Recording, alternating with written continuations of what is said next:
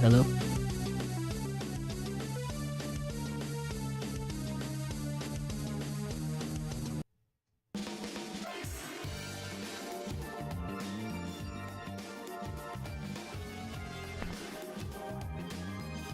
That previous song was from Cory in the House on DS.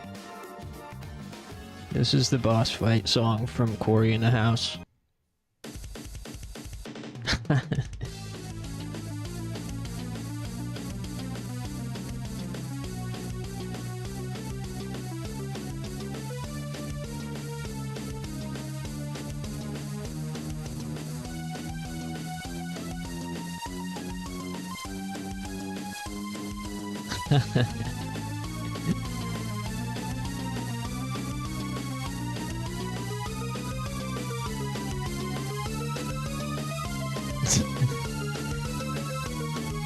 Dude. Why does it just keep going up?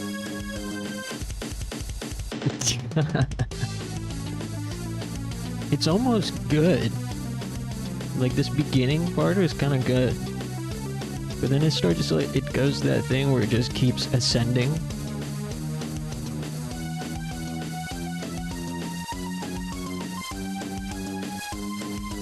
And it starts becoming more and more nonsensical.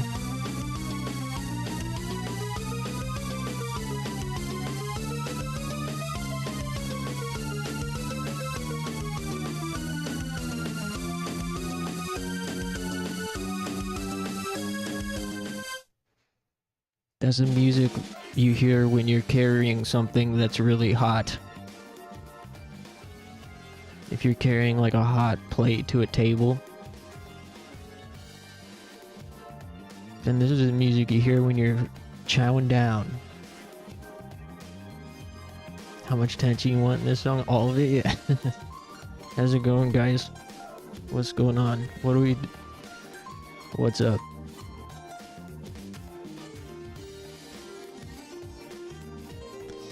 I had one hell of a work day today, I'll tell you.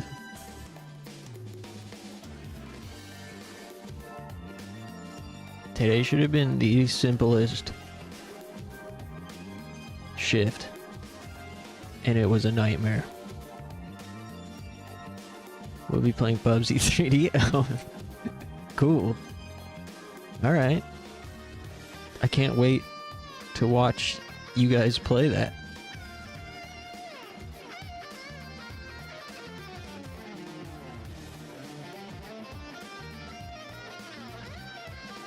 Or I can't wait to be controlled mentally, because really it's you guys playing the game. I'm just anytime I'm here streaming, it's you guys mentally, like a Gundam. Like I'm like you're the ones piloting with your mind. Psych. Although definitely some people be freaking acting like they're the ones playing it, the way they backseat in my damn chat.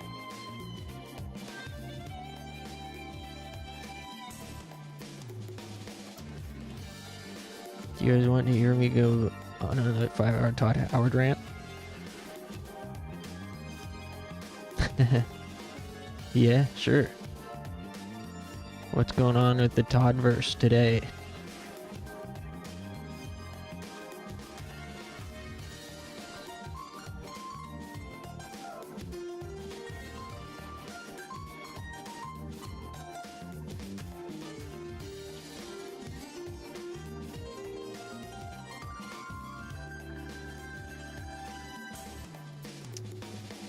Nothing, but he needs to be blamed again for something.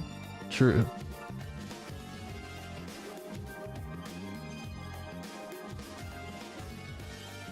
You make a good point.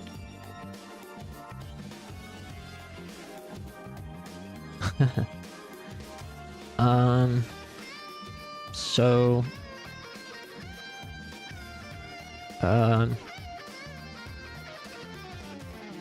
should we start with something shitty?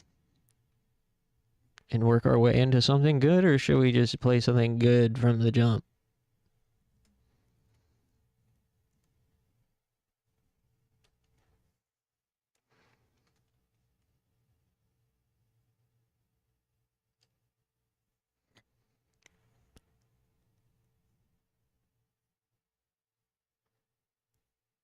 I don't have a lot of brain power at the moment, so I'm gonna play.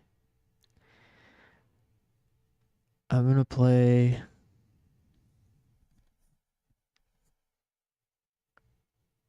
I would kind of wouldn't mind more of that tender loving care game or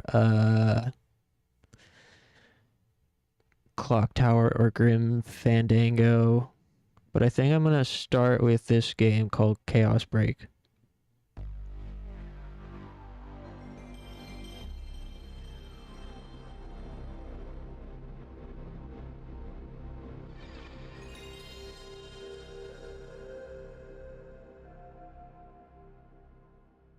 Tender loving, tender loving gay game. Tender loving care. It was the FMV game we were playing yesterday for a second. That was asking us like the personality test. It was like an interactive movie. Chaos Breaker sounds like a finishing move in a fighting game. Yeah, it sounds awesome.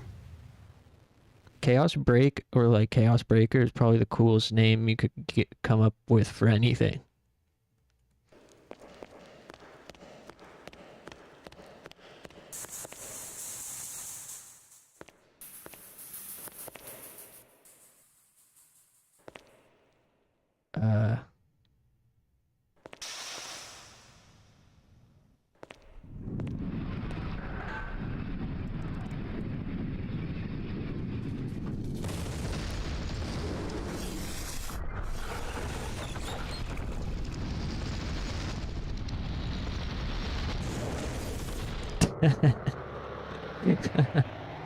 Bait them in with a tender loving gay game, then swap to Clock Tower 2.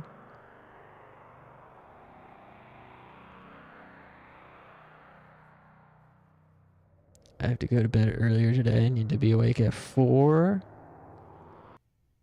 Jeez.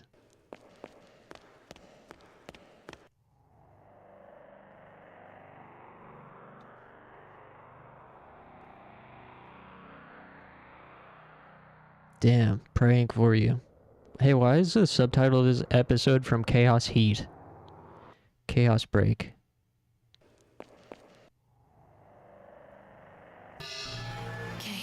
Wait, hold on, I accidentally interrupted her. She was about to say chaos something. I don't know what she was gonna say. Chaos brain? Chaos beak? Chaos biscuit? Who knows? She might have said anything. Chaos control? Yeah, right. Could have been that too. Game level? Easy. Button config. Reload, evade. Yeah, whatever. This seems fine. X is to fight. Huh.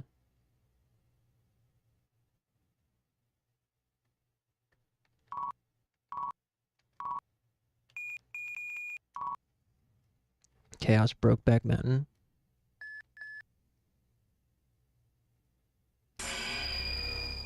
Hey, now she didn't say it. Mituki? Here's Mituki. Or Rick. He's got them Muse E launcher. He looks whack. And I'm gonna go with Mituki.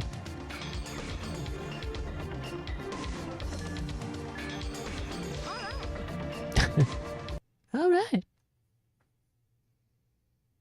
She said, alright.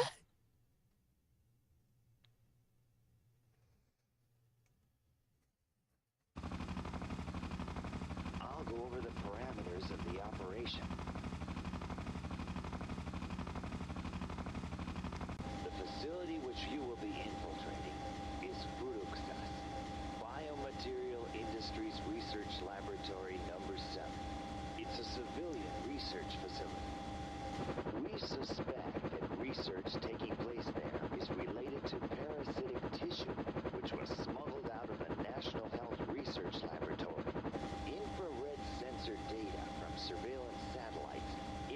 Dude. High probability that the facility has been contaminated by the parasitic tissue.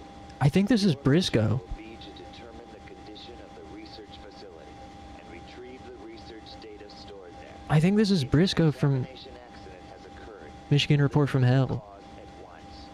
We've lost contact with the DEF agent who infiltrated the facility 2 days ago. Be on your guard at all times. That is all. We will shortly be entering the airspace over the laboratory. Roger. That was for sure Briscoe from Michigan Report from Hell. I was like, where does that voice sound familiar from? That was Briscoe for sure. Anything can happen in Michigan, it's true.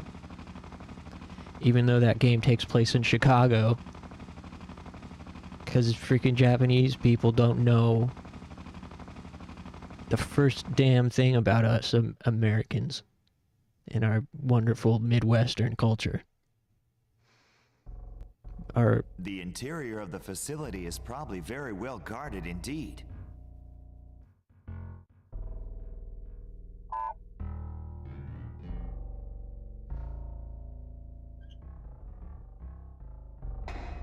Japanese people only know Washington, D.C. and Chicago. Ohio. Yeah. The quickest solution would be to shut down the control system. But we'll need a pass card for that. Dude, you know how Doesn't look like we're gonna have it easy. there's like Paris syndrome? Like when Japanese people go to Paris and then like it's not what they imagined it was going to be and they get like freaked out. They should do that for like Ohio syndrome. Hey, what?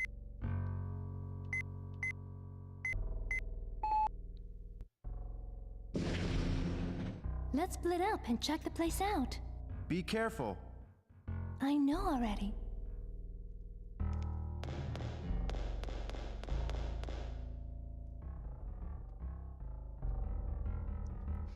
Yeah, one time I went to Ohio and I came down with Ohio syndrome. I was expecting, you know, juggalos on every corner. Uh-oh, we got a couple suckers. Oh.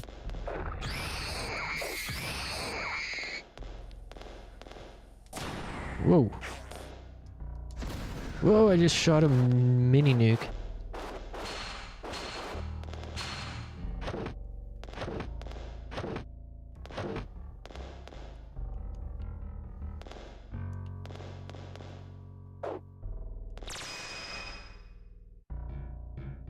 Okay, I got an energy pack. I don't know what the controls do.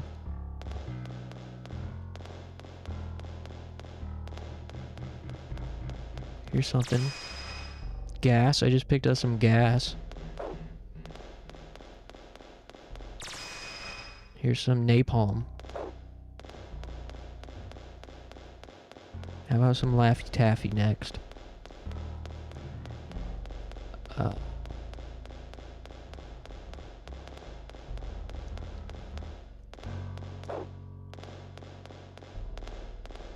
Alright.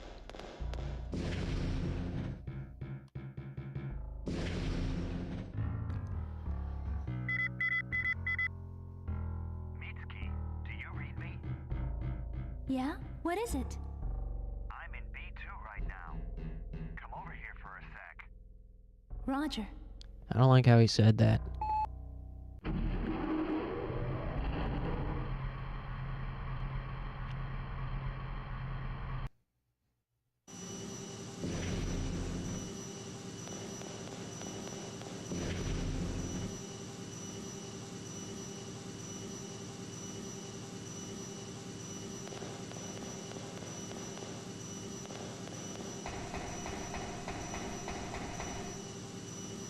Look at this. What do you think? Looks like first stage parasitic infestation. But was there anything like this in the life form samples from last time? No, it wasn't reported. Looks like this job isn't going to go down easy like usual. What? What's this? An entry card to get into the control center. This is so Looks weird. like we can get in at least. Hearing Briscoe's voice actor in this context.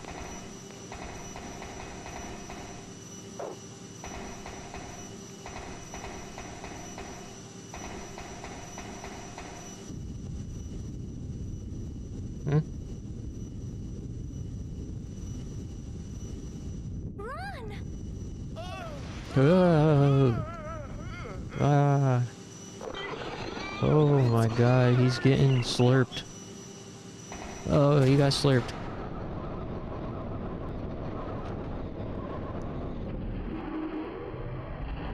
Jake! I'll be goddamn if I get slurped like Nothing that. we can do. One mistake and we're all dead. If you ever see me get slurped, just put me out of my damn misery. That was something else. We hit it with all we had, and it didn't even blink. Is that what those cells grow into? Yeah? But there were no reports of life forms like this in the previous operation. You mean it's something else entirely? I don't know. It's very likely, though, that biological manipulation at the molecular level was going on here. Oh, really? Is that likely? What was going on? We got a STEM major on our hands. Isn't that cute? She thinks she's in STEM.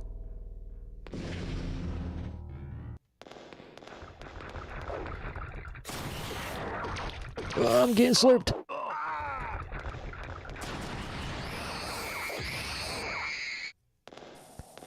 Phew.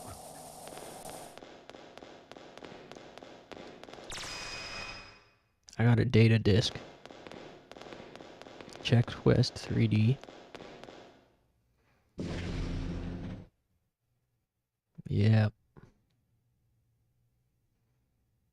Talking like that in Michigan, you gonna get slurped up.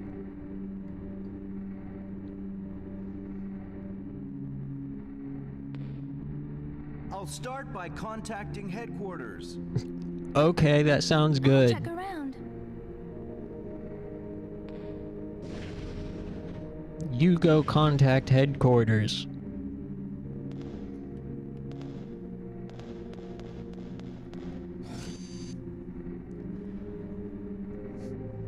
Uh-oh, Roomba.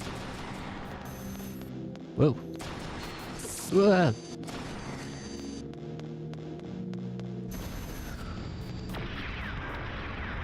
Damn, I hit him with the mini nuke. Don't think you enunciated your words enough? Yeah, I got self-conscious.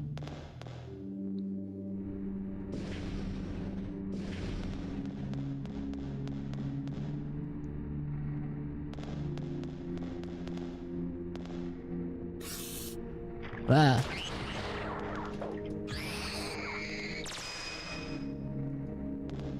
Energy pack.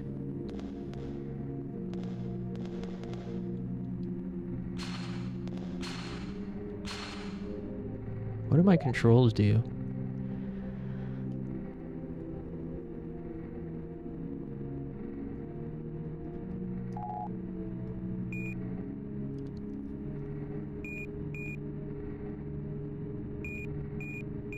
I can't look at the controls.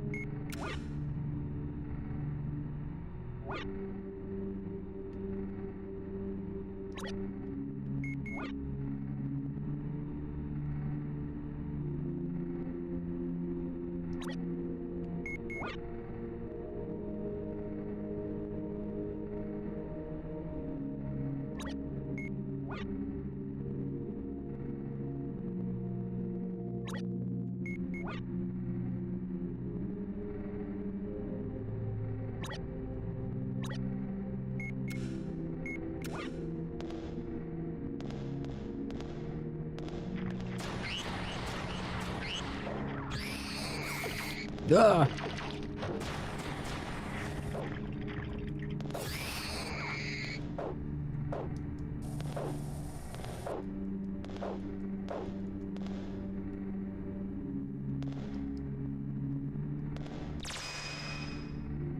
Note paper acquired. Data disk acquired.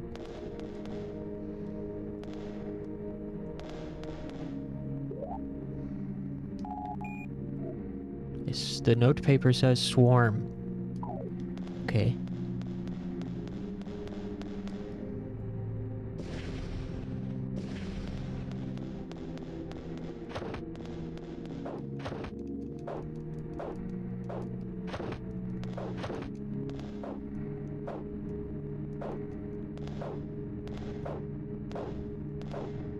How do I make her do the combo? Whoa, you can cancel your kick until you shoot?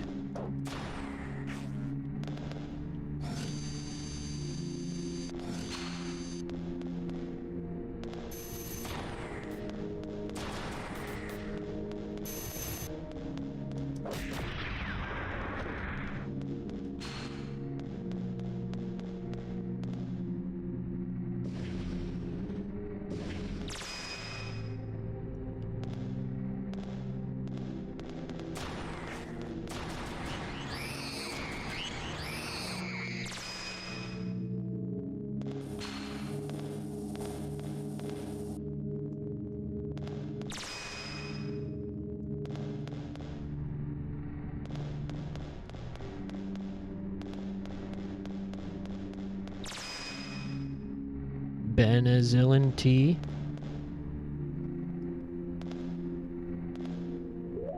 What's penicillin?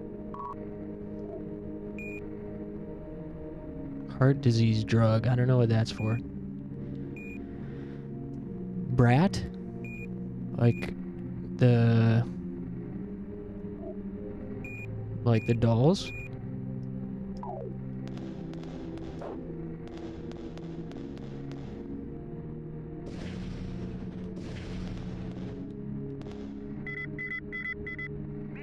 Well, I figured out how the security system controls work. Basically, security for each area can be deactivated by entering a passcode into the security control terminal for that area.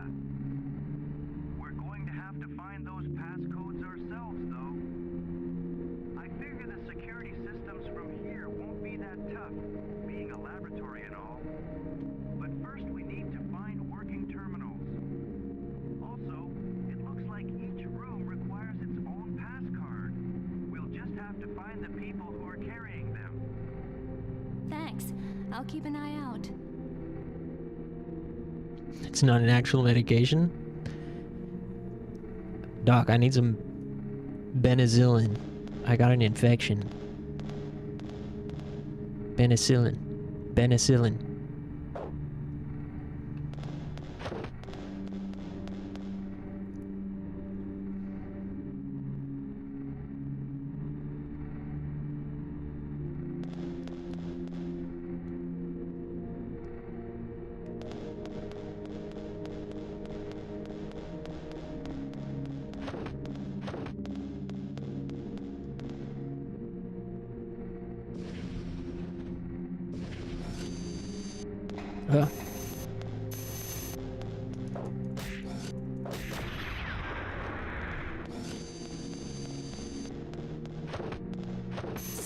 Ouch.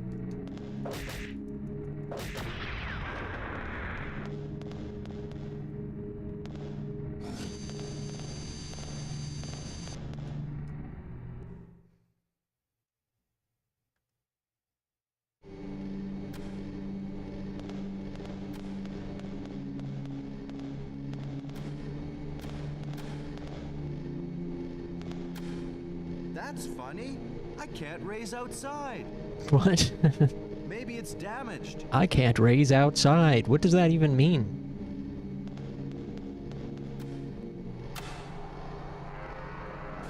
Look, I did it in 2 seconds, dude.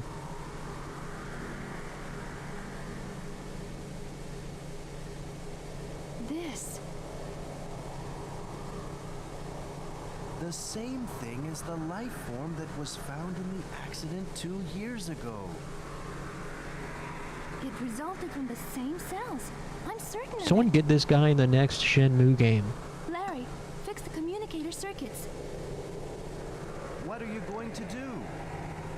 I want to check out the research facility. Wait, are you going in there alone? Don't worry. I know their ecology better than anyone. But And besides, if we don't act now, it'll be too late. I doubt it'll just stay in its tube like a good boy.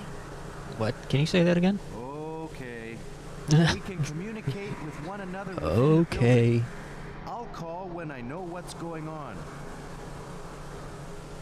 Watch yourself. I know. Weird.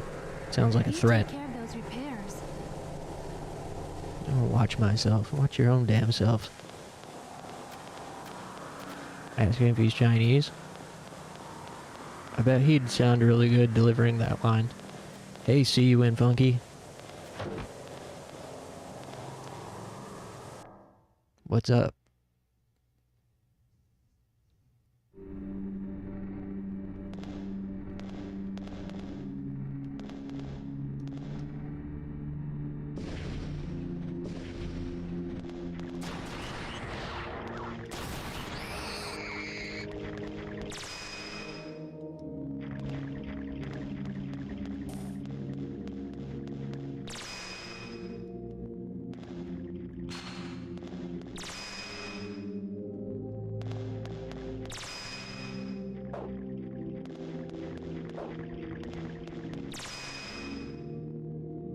Been working on music lately. Got 6 songs hanging around 40 minutes. Damn. That's epic. Whoa. How many are you going for?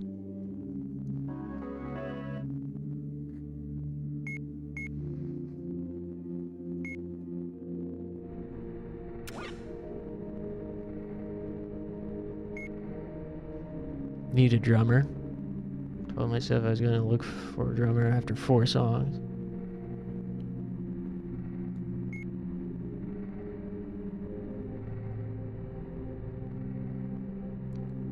Going for epic length songs. Yeah, I mean it makes sense with the type of metal you're into. But are you trying to write like a full length? Like you're trying to have like you have a vision for how many songs on an album? 8 songs?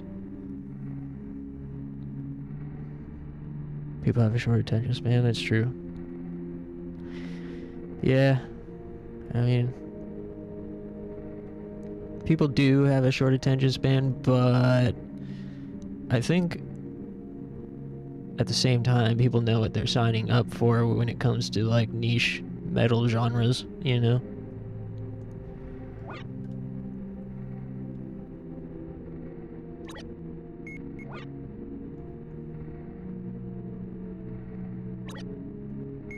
The one thing, if you were making pop music, then it'd be like,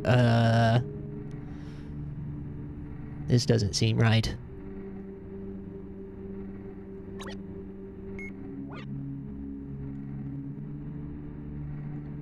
Yeah. You could also, like, cut it in half, do, like, 4 song and 4 song. Like 2 quote-unquote EPs, even though that runtime would be more like a full length.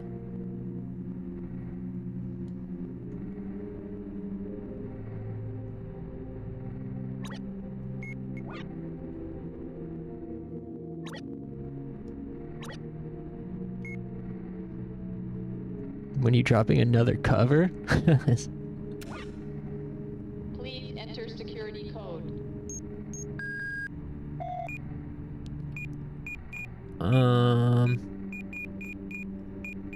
My next cover is gonna be It Wasn't Me by Shaggy.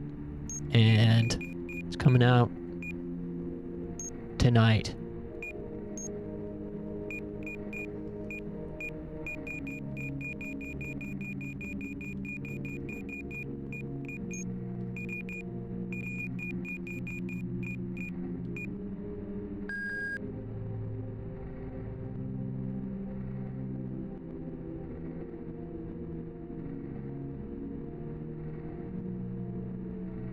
Security has been unlocked.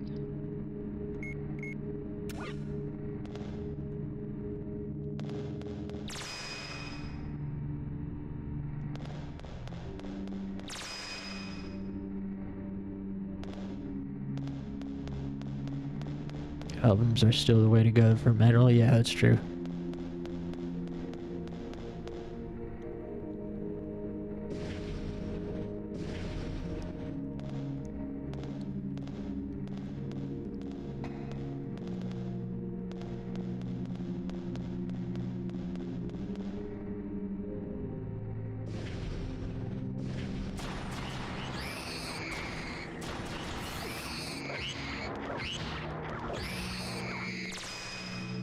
Drink acquired.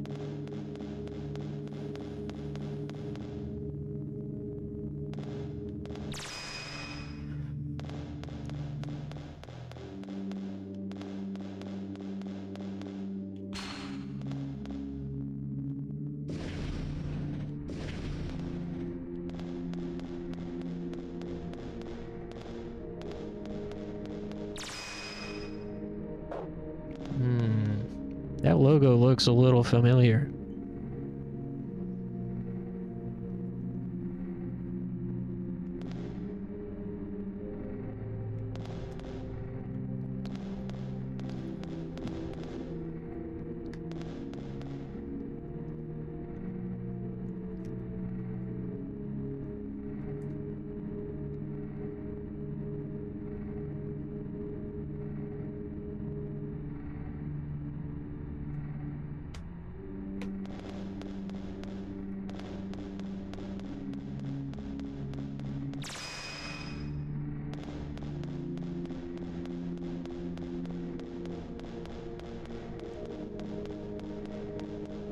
Damn, grabbing a beverage that's been sitting on the toilet? Alright. I mean, if it's free.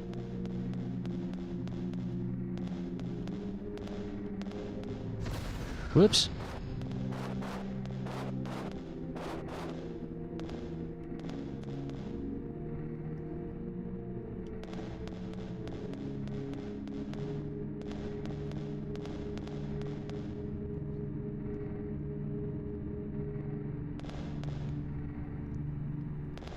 Oh, was it developed by Taito?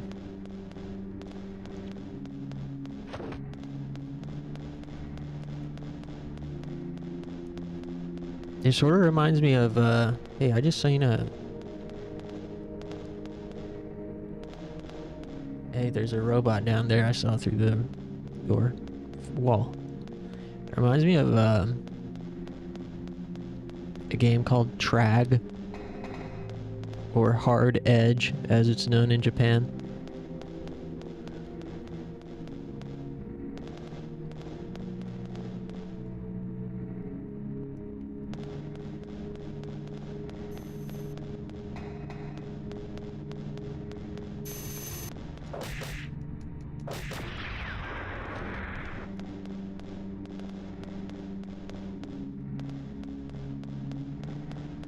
Which is like, sort of a Resident Evil clone, but not horror. Trag was made by Sunsoft. Yeah, I mean, this game just reminds me of it. I mean, even like the menus and character portrait and stuff. Yeah, I played it. I played it as a kid, and I played it on stream a while back.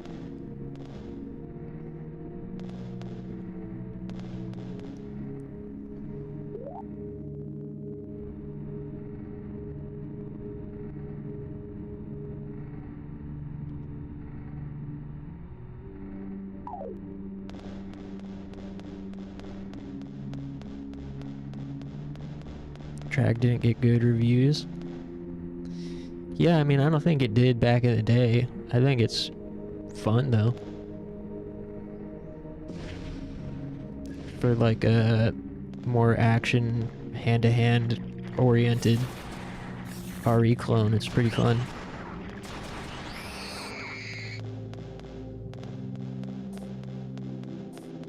Kind of like RE meets beat 'em up or something.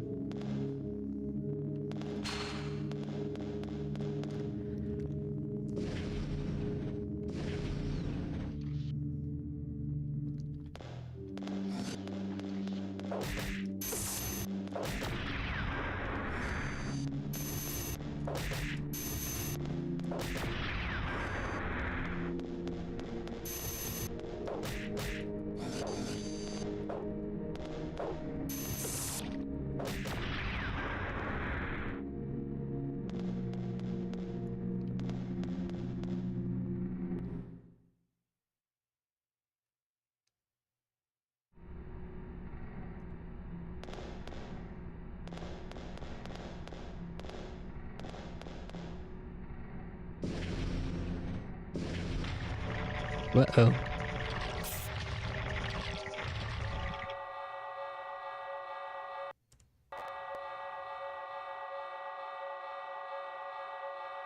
What?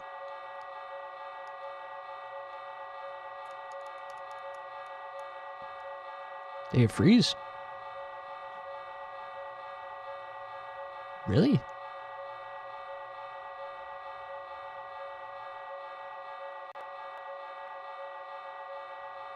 What?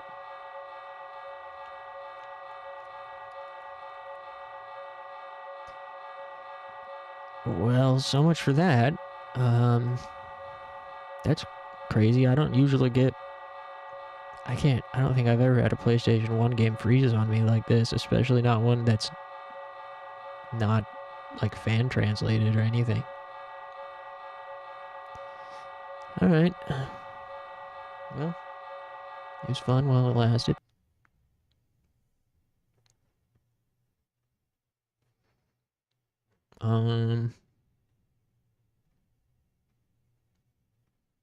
Should we play... This never would have happened at Clock Tower 2. You're right. Should we play Tender Loving Gay or Clock Tower 2 now? The corny 90s interactive movie or the corny 90s point and click horror?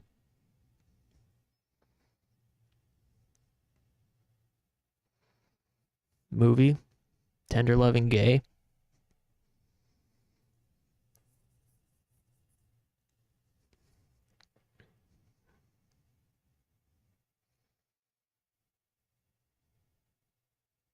You like corny 90s horror? Well, Clock Tower is the horror one. Tender Loving Gay is the movie. Whichever it is, I need to stand up for a sec.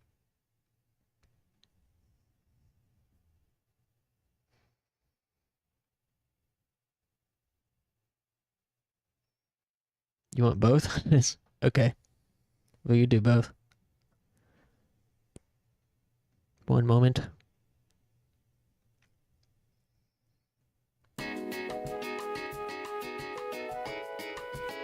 I will be back in a couple minutes. Thanks, guys.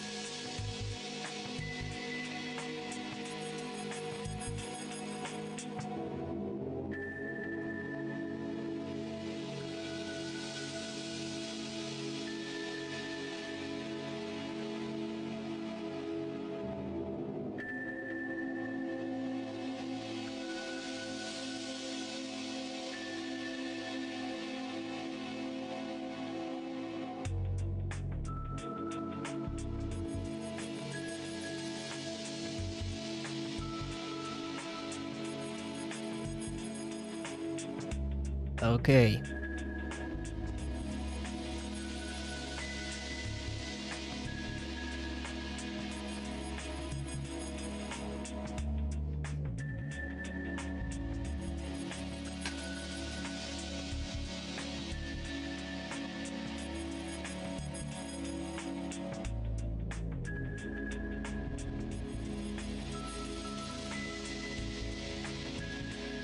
Hey, thanks for waiting.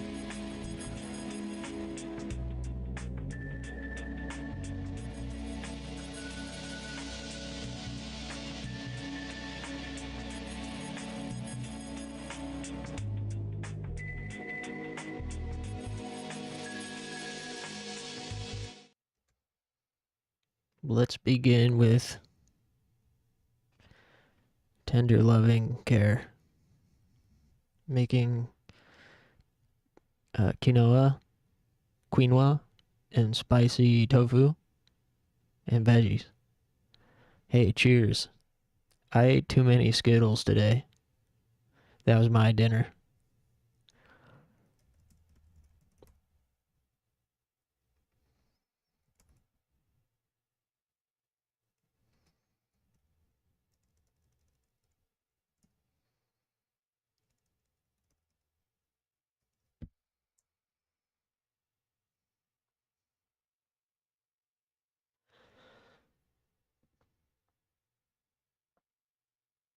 No bagel. Oh, I had tteokbokki. I had tteokbokki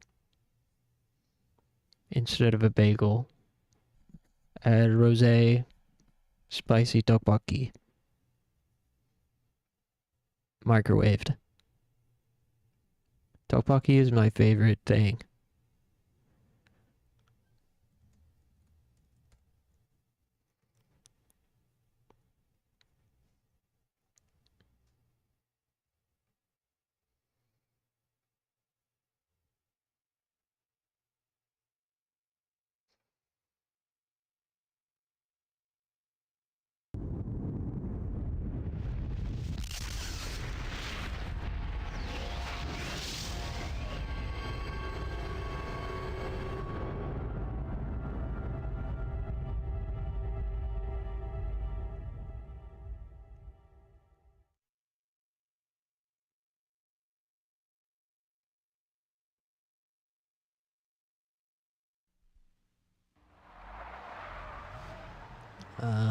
Hey, why is it starting from the beginning?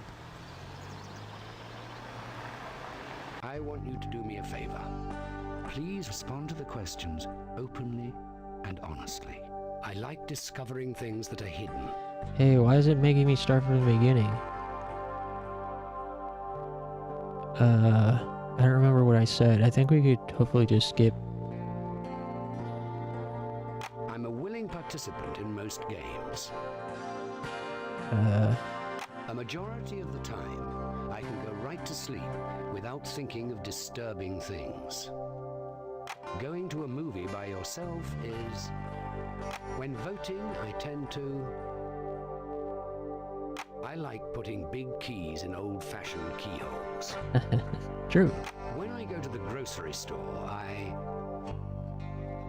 Fall prey to impulse shopping. If a driver cuts me off on the highway, I tend to... Forgive.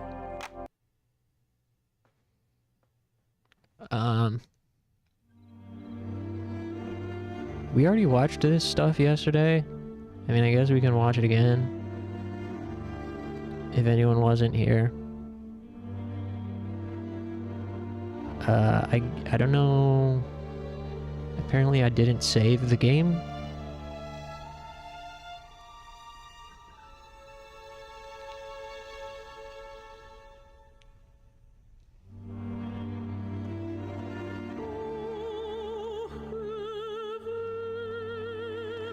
What game is it? It's called Tender Loving Care. It's like an interactive movie PC game from the 90s.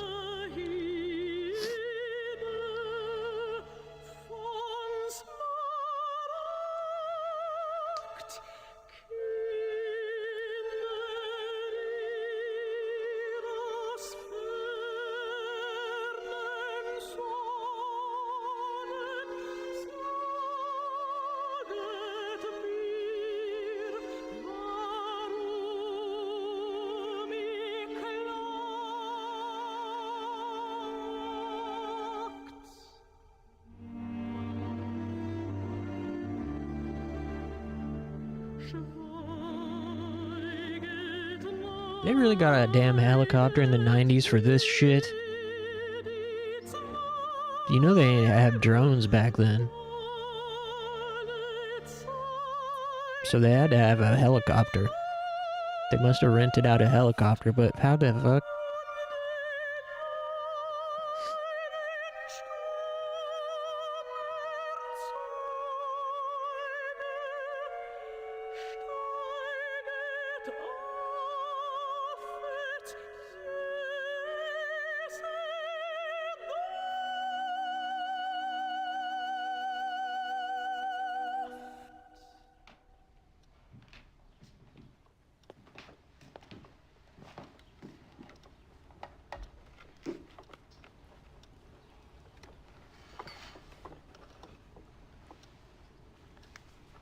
Breakfast time. Did you get Jody's breakfast? Oatmeal and raisins like always. She loves her oatmeal. Yeah, she certainly does. I see you're starting a new project. What's it gonna be this time? It's a sweater for Jody. Thought so. It's her favorite color. Yes, it is. Allison, do you remember the nurse we discussed? The nurse for Jody? Yeah. Michael, I told you I can take care of Jody myself. I know, but Dr. Turner thinks it would be best if we just... Michael, please. He thinks it would be best for Jody. And that's what we both want, isn't it? What's best for Jody? Allison? Isn't it? Yes. Good. The nurse is coming today. Today? Yes, her name is Mrs. Randolph.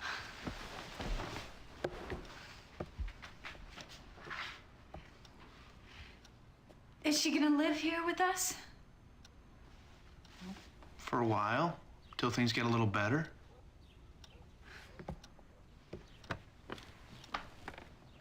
Jody's not gonna like her. I think she'll be very helpful. And then maybe I can get back to work.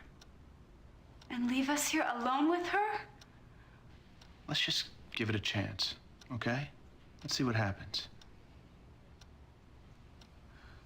Allison? Okay? Okay.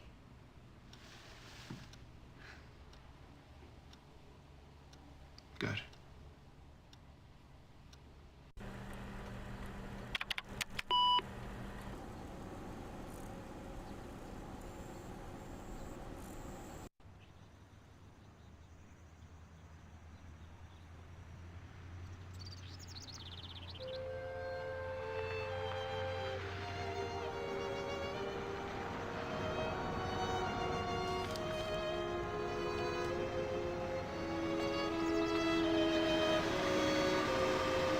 When does stuff start happening? Oh, just you wait.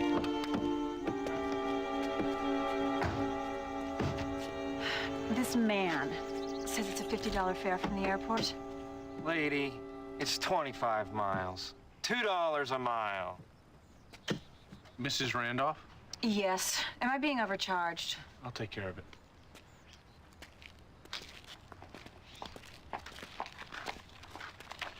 She's some piece of work. I wouldn't tip him. He doesn't deserve it. Thanks for your trouble. Thanks, man.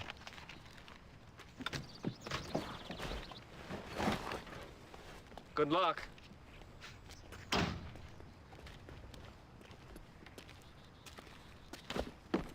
Michael Overton.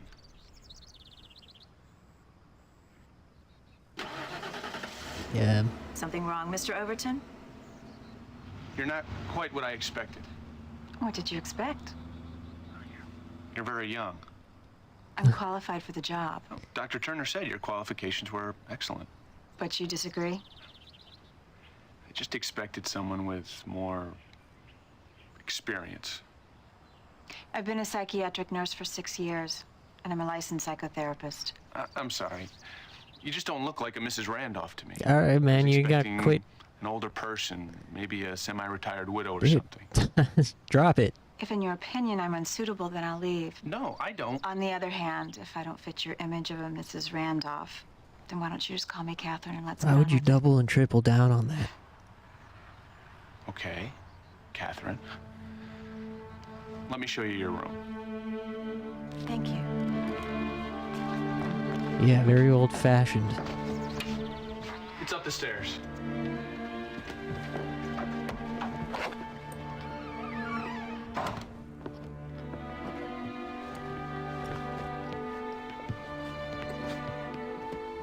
Turn right at the top. It's at the end of the hall. I'm not looking. You know, that's what he was thinking. I'm not looking.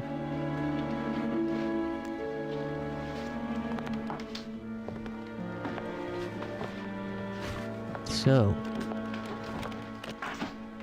young sexy nurse moves in It'll do. to We a had the entire house remodeled last year. cool It's my story. parents' place. I inherited it after my father died All right, nobody asked. Whoa. When was that? a couple years ago. I see. Humna. I'm looking forward to meeting your wife, She thinks you're here to take care of our daughter. Jody. Yes. Jody. You know the situation? Of course. I'd like to change first. Do you wear a nurse's uniform or something? No, but I brought one. In this case, it's appropriate. Now, if you'll excuse me, I'd like to get started. We'll be downstairs in the living room if you need us. All right, go on. Get. Scram. Interesting. Hello. I wonder why Michael was so taken aback with Catherine's appearance. He said she wasn't what he expected, but he seemed to be saying that if a woman has a Mrs. in front of her name, she should be older. Now, what does that say about Michael? Or does it say anything? Now, there are some other points that I'm not clear about, and I could use some help. I'd appreciate it if you take the time to express your opinion about some of the things we've just seen. A few simple questions.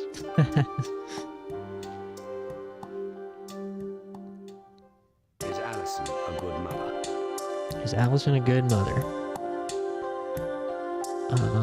Yes.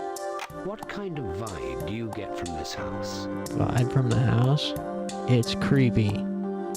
How did Catherine feel when Michael tipped the taxi driver? How did Catherine feel when Michael tipped the taxi driver? Defeated, amused, indifferent, insulted, provoked?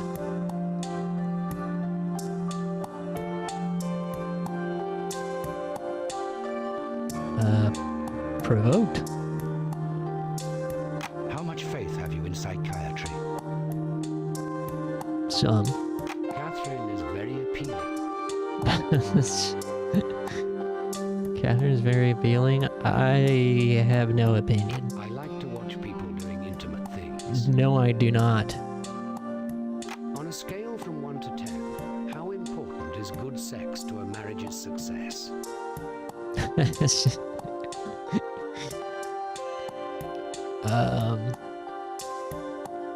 Like a 7 or 8, I guess. Listen, I don't want the game to be more goonery than it has to be. How did you feel when Catherine began undressing in front of Michael? Uncomfortable. Offended. I felt offended. Intrigued. Uncomfortable.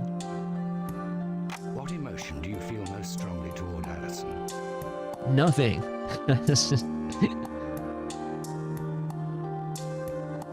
Uncertainty. Which of the following terms best describes Catherine? Hostile. Mysterious. Mysterious. What emotion do you feel most strongly toward Michael? Towards Michael? Attraction. Mistrust. Mistrust. What emotion do you feel most strongly toward Catherine? mistrust. Would you like to be a fly on Catherine's wall?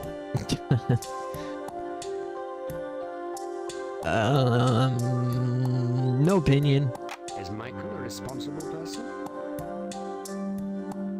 Yes. Alright, now we're at the point and click portion of the game.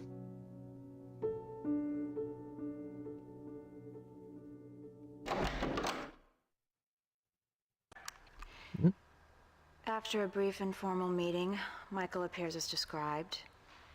A more current, thorough description of Michael is forthcoming.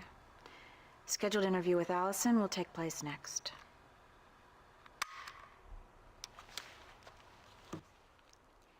Who are you? And what are you doing in my room?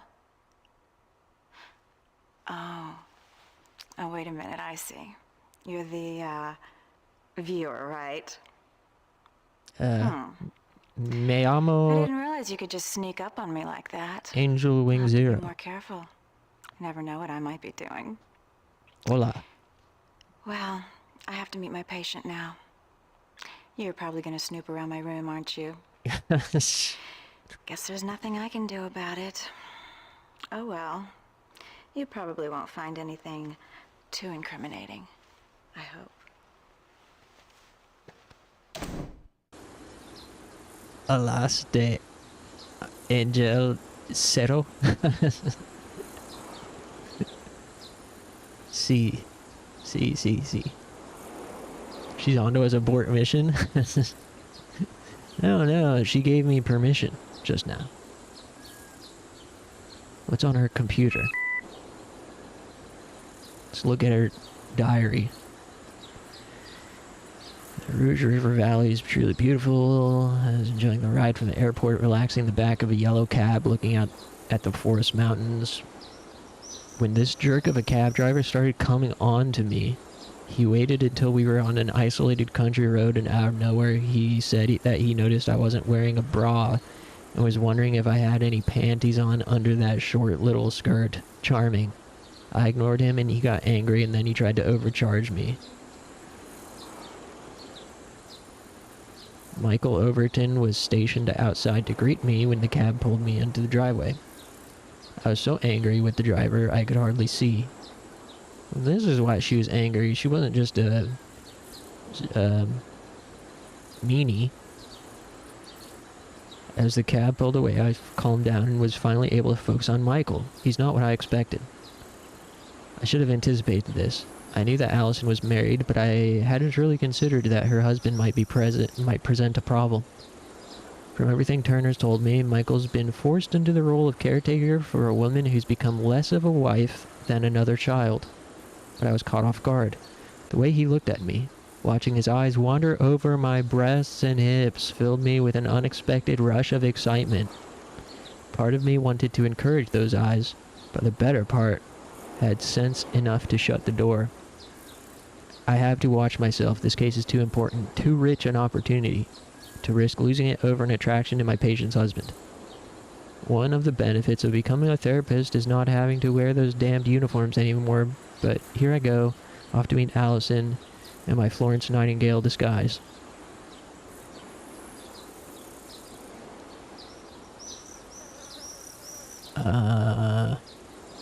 From Turner to Catherine Randolph. Did you have a good trip? How did the meeting with Allison go? To Amanda Maynard. Dear Amanda, it was great talking to you the other day. I'm quite enthused about starting on the book, especially after meeting you, working at the Schneider Clinic, one of the most respected centers in the country for the treatment of sexual disorders. It was a remarkable experience. I was intimately involved in the cases of dozens of fascinating patients. As you will see, however, sometimes the staff were just as interesting as the patients they were assigned to heal. Following is a brief outline of each chapter. Thank you. Okay, so she's a sexual doctor.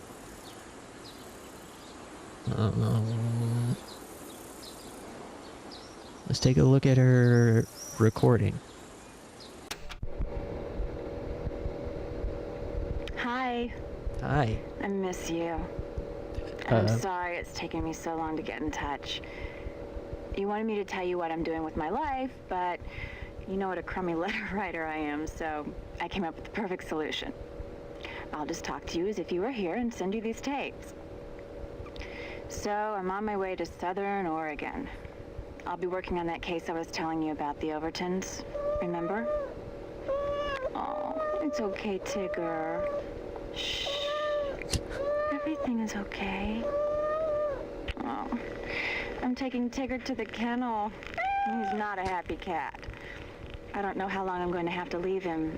Maybe a month. Remember when we came back from Hawaii? How pathetic and depressed he looked. And that was after only a week. Shh. Whoa. You're even yanking its tail? Kitties to play with. And I brought you your special food and mousy toy. I'm driving to the airport. I'm feeling kind of sad. I guess I'm experiencing postpartum depression.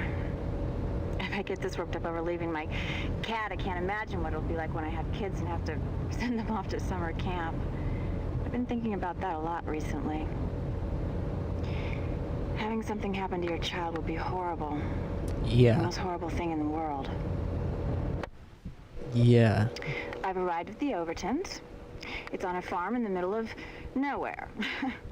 And I just realized I forgot my organic shampoo. Not the organic shampoo. The room is okay. Nice and light.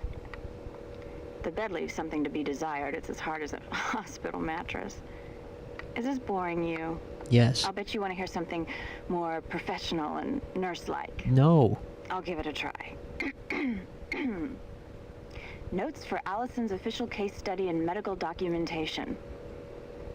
After a brief informal meeting, Michael appears as described in diary. Scheduled interview with Allison will take place next. Thank God that's over with. Alrighty.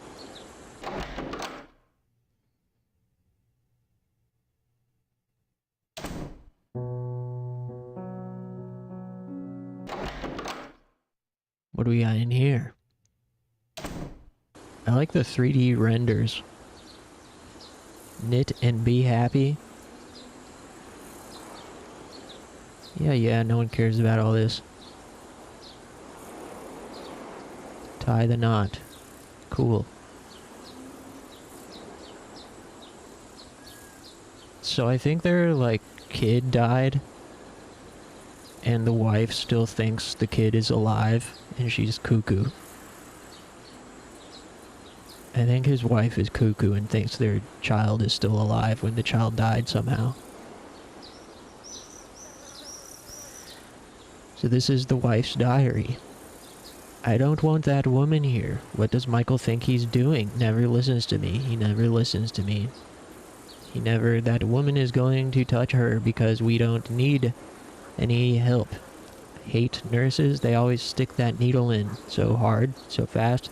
This won't hurt a bit. Liars. After the accident, when I went into the intensive care unit where they were keeping Jody, and a nurse was there wiping the blood off Jody's face. She wasn't cleaning her gently, she was rubbing hard with an awful hospital face cloth.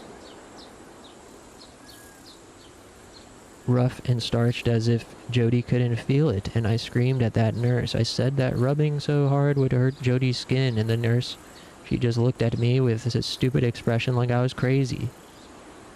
Jody is scared at night because she is having nightmares like me. In her nightmares, Mommy and Daddy were killed and she's all alone. So I sit on her bed and hold her hand, and I tell her that everything is alright. But I can't help feeling this horrible feeling, this terrible feeling that something isn't right. That something is lurking outside like a prowler. That scary feeling you get when you think that something is under the bed or in the closet, something bad is going to happen. Well, you never know. As they say, when life hands you lemons. Have you caught the Dr. Betty Show yet? She's smart, wise, witty, tough, and fun. She may even be just a little bit psychic. She's a wife and a mother with a PhD degree in family matters and human relationship analysis. Dr. Betty will challenge, confront, delight, and even frighten you. She's the mother you always wanted, the sister you missed out on, and the wife you can't have. For clear, pointed, and useful answers to your problems, tune into KPRB every day at noon. Dr. Betty's the prescription your regular doctor forgot to give you. Cool. Sounds normal.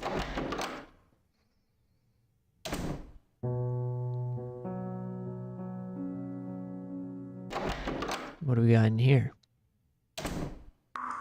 Bathroom. Okay.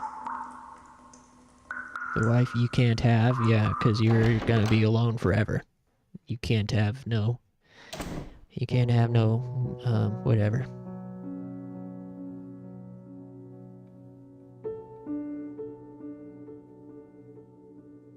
I like the ambiance of this part. It's like really unsettling.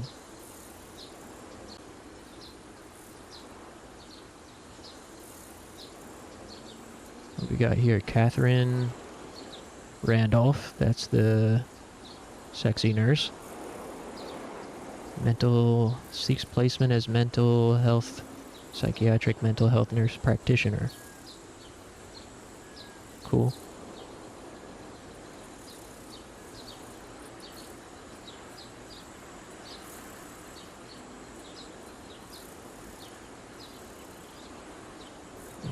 Professional membership. She was in a sorority.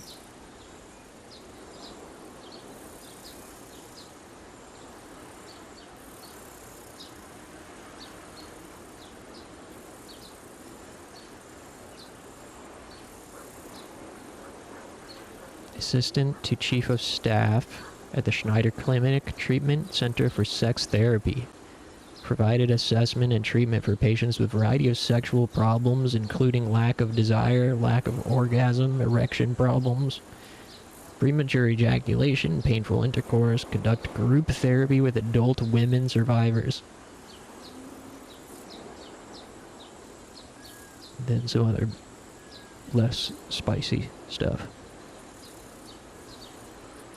Prescriptive sex therapies for couples who lack sexual desires. Is that what she's really here for?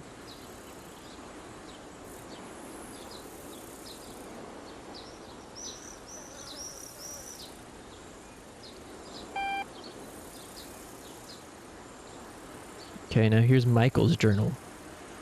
It's the night before Mrs. Randolph is to arrive. The evening at dusk, the trees stood so still. So, to the right across the field, I saw the dark mountains against the purple night sky. I heard a crow in the woods. It's so lonely out here. We haven't made love since the accident. We used to have such a great sex life. We were totally in tune with the other's needs and desires. Gentle and loving with each other. Now Allison is untouchable like a dream. She has returned to some previous state of innocence. I swear if a rapist walked into the house, Allison would just offer him milk and cookies. What are you trying to say about Santa Claus? I knew that I couldn't handle the situation with Jody on my own, and finally I convinced Allison to let somebody come and help us. Dr. Turner found a specialist named Mrs. Randolph. I hope that she knows what she's doing. I hope she can help. A family was killed in a car accident yesterday. A whole family. Mom, Dad, 2 kids. I was worried that Allison might find the article. She never reads the paper, though. She doesn't listen to the radio either. Christ, she doesn't even watch TV. Dr. Turner told me I should keep a journal. He said I have a lot of anger about the accident. Anger is just one of the emotions that I feel. I could have given him a whole fucking list of feelings. Helplessness, there's a good one, and fear. I don't know, maybe he's right. There are things that have happened to me that I've wanted to tell someone about. Things that I've kept secret for too long. Things I've never even told Allison. I closed those memories off, shut the door on them, but I can still hear them. It's like I'm living in an apartment with thin walls and my memories are noisy neighbors who just won't shut up. I forgot about one of the most important feelings I have. It's constant, like a toothache. The word deserves a whole line to itself. desire. Or maybe it's just pure seething lust. I sleep with my wife every night. Damn. Brother, just like fucking pull up the hub. You got a computer. Just let it loose. Be done with it. But she's not really... I sleep with my wife every night, but she's not really there. I see her walking around this house, and it's like she's a ghost. I used to wonder what it would be like to go to prison. Now I know. I'm a prisoner in here. Do you feel like... It's so dramatic. I have a lot of time to myself. And I've been thinking about the past. Often I find myself thinking about sex. Could anyone blame me?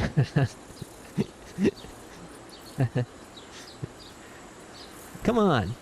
One night in college, I had one of the most erotic experiences of my life. Some friends and I went to a bar. One of the girls brought her cousin, who was visiting from another school. The cousin was a real knockout. I mean, drop-dead gorgeous. And she was very sexual. She was wearing this flimsy skirt and no bra. She told this amazing story about her trip to Europe that summer. She screwed this Italian guy on a train while the guy's girlfriend was asleep in the same compartment. She said it was the most passionate erotic sex she's ever had. Well, after a while, we were pretty drunk. A lot more people showed up at our table, so the cousin playfully sat on my lap to make room for everyone. As she was sitting there, started grinding her ass into my lap. It is subtle, nobody could tell what she's doing. It's driving me crazy. Then she looked over her shoulder, gave me this incredible lusty look. Slowly she acted and I realized she was wearing...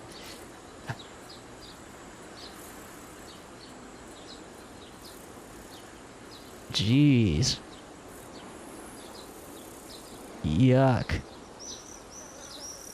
Alright, well... You guys can read that for yourself.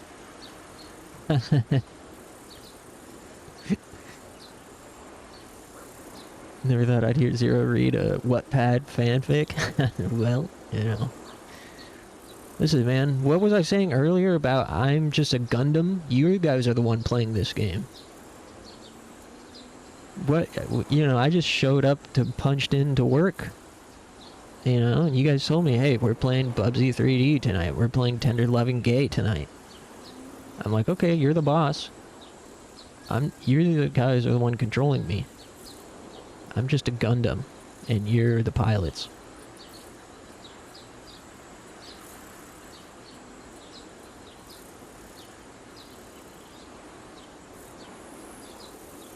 Women who kill? Women who kill their children to spite their husbands, part 1.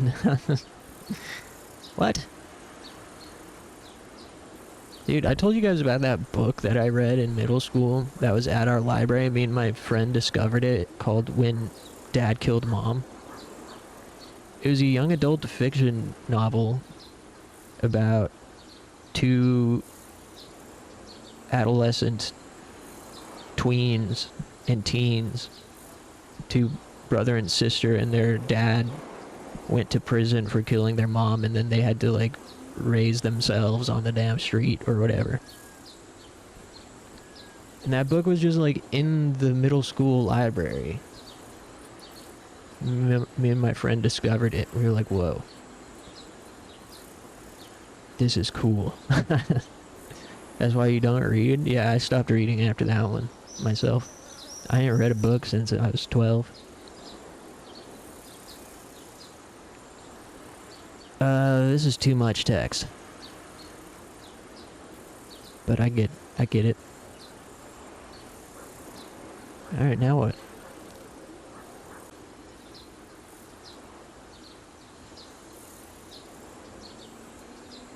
What today's wives never tell their husbands.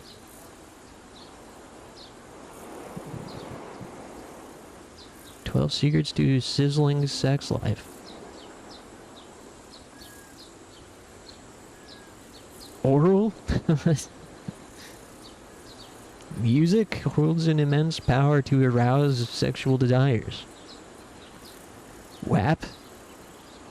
Like that WAP song?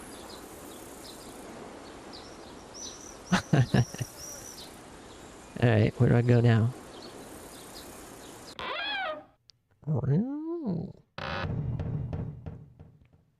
What's with the delay effect on the door closing?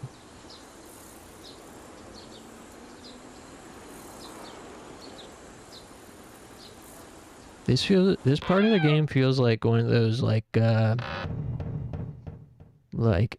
not a game, like 3D home decor virtual museum tour. Or like, you guys ever watched Eyewitness? Like EYE Witness? That's like the classic. Might be a millennial thing. If you guys remember Eyewitness, that's the classic substitute teacher, or like the teacher's too hungover to teach class, so I'm gonna put on some Eyewitness. The opening to Eyewitness is so dope. I don't know. You guys know what I'm talking about? Shrink in the clink. Cops claim Doc used couch for more than counseling. Victims tell all.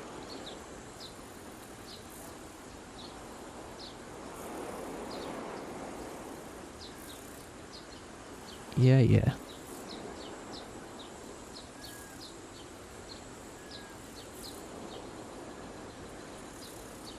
I can't. Oh, what was that? I seen something.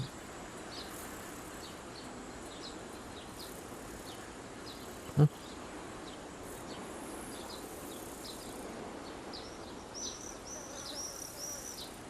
I can't be the only person that remembers Eyewitness.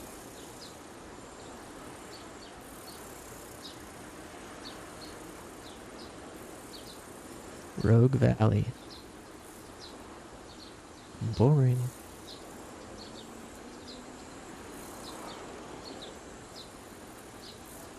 Alright, how do I... You only got Bill Nye? Yeah, Bill Nye was dope too, though. Bill. Bill Nye, the science guy. Bill.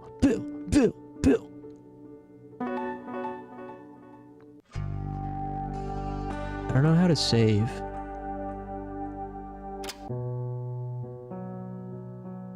When you've concluded this test, you will return to the story. Do you wish to proceed? Yes. Have you ever taken a TAT? The acronym stands for Thematic Apperception Test. Yeah, I took it. Here's how it works. I'm going to show you some images, paintings, photographs, drawings, and then I'm going to ask you some questions about these images. I took a ton of these before. It's quite simple, really. So sit back and clear your cluttered mind. Let your thoughts go free. He's explaining it for you Leave your guys. inhibitions behind. Because I already know. Good. A woman who wears a red dress is most likely a prostitute. What? False. No opinion. What do you think he does for a living? The man eating alone. What do you think the man eating alone does for a living? He's probably a boxer, an insurance agent.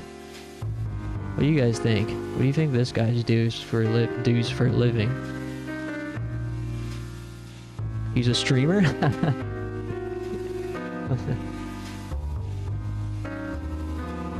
Yeah. He owns a GTA server. He owns a private GTA server.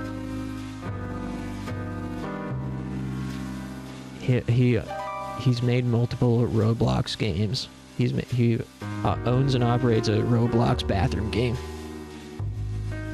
He's a boxer or a detective. I'll go detective. What is this man doing? What is he doing? Vandalizing the pumps?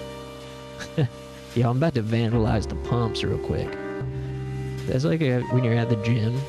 I'm about to vandalize these pumps. Pumping so hard at the gym, I might as well be vandalizing this place. Fixing the nozzle, I feel like. If you were an animal living in the woods across the road, which of these creatures would you most like to be? Which would you most like to be if you were an animal living in the woods across the road? A bear? Chameleon? I don't think there's any chameleons out here, dude. A mole, a deer, or a dog? I'd be a damn mole if it were me. But you guys are the pilot here. What animal do you want to be?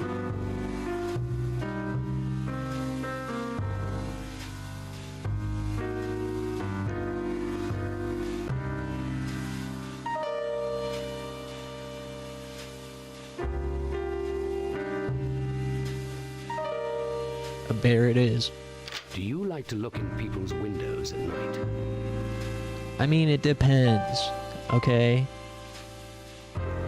Sometimes it's fun to look into people's windows. I especially get hype if I look into somebody's window and they're playing a cool video game. I talked about this during the Silent Hill 4 playthrough. Like, one of my neighbors one time on the ground floor was playing Elden Ring. I looked in his window and he was playing Elden Ring on this big ass TV. And that genuinely got me hype. And it's the joke was like, I see my neighbor outside. I'm like, hey, are you gonna be streaming Elden Ring again? Hey, are you gonna be? I've been really liking your Let's Play of Elden Ring. Are you gonna be doing another Let's Play session of Elden Ring tonight? I had a great time watching yesterday.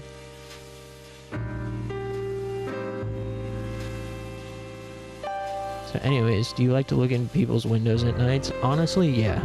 I kinda do. I think it's interesting. This room is most likely...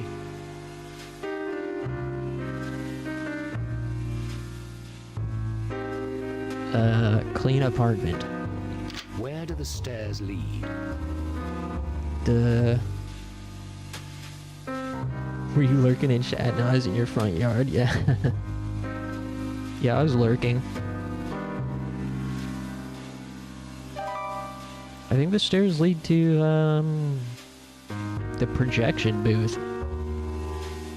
This woman is... I don't know. An usher? These two are... Arguing? Lovers? Drunk? Actors. They look like actors to me.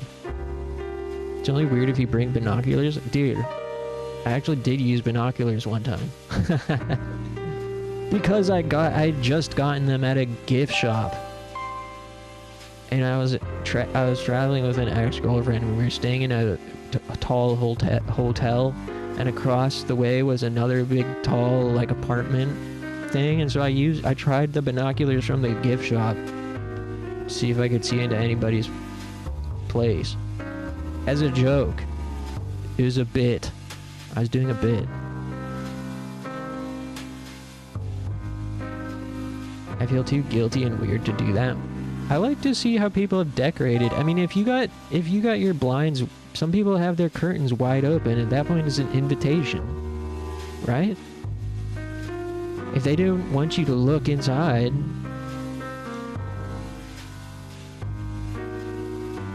like, I don't want people looking inside, so I have curtains up. I have my blinds closed at night, you know, and during the day too. You know, I've got my blackout curtains, and they're up at night and during the day. I enjoy tempestuous relationships. Tempestuous? What's tempestuous?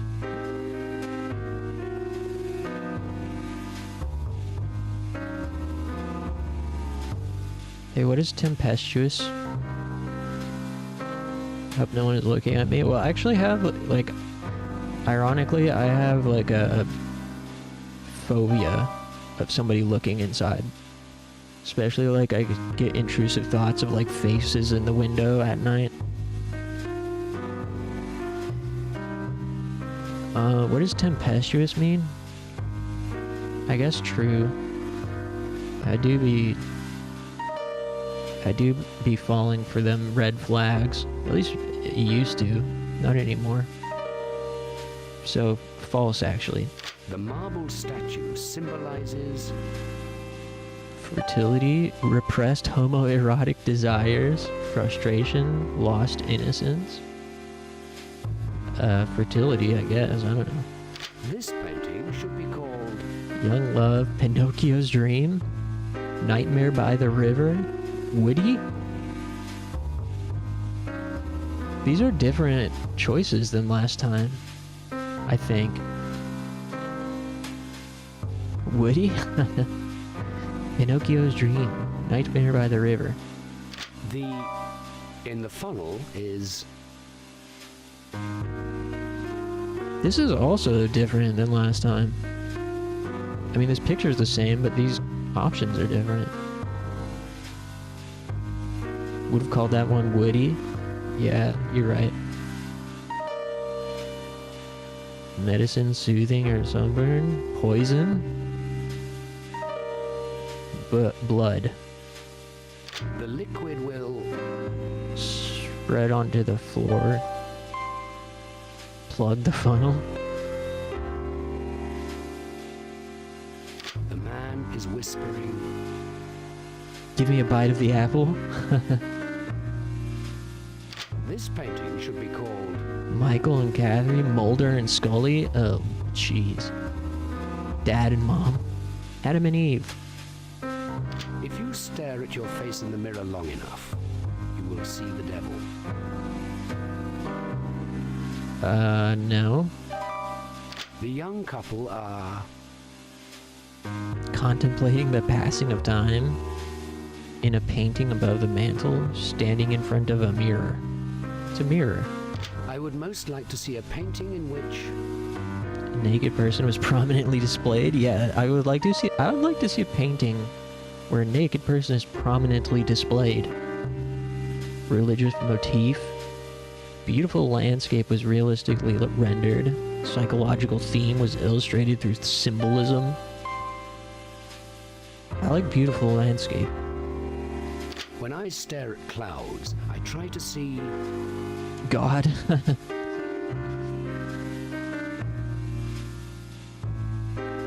God. Wow, that was illuminating. Let's do this again a little later. All right. I'll give you a recap in a second after this episode. Allie, the nurse is here. Did you say something, Michael? I said the nurse is here. She's cuckoo. Oh, She's very good. That's his wife. is she? She has excellent qualifications. Jody's not gonna like her. Jody is She's their... gonna be afraid of her, and she's not gonna like her. I think Jody is their dead daughter, and the wife still thinks Jody is alive.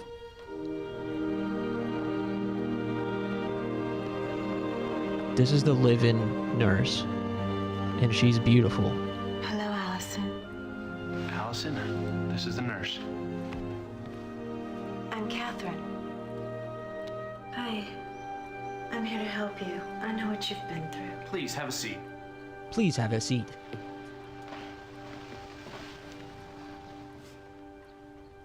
You have a beautiful house. It was my family's farmhouse. We're not we the... don't do any farming anymore. We're not the guy, no. We're like a... So, have you spent much time in the country before? We're like fourth wall. Well, you're in for quite an experience. And at first you're gonna miss all the noise and the hubbub, but... It's a lovely place, but I'm not here for a vacation, Mr. Overton.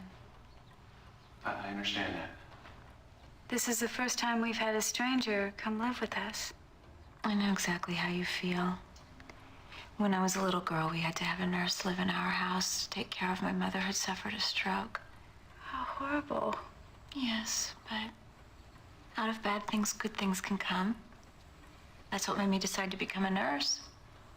I saw the tremendous good you can do for other people if they'll let you. We will.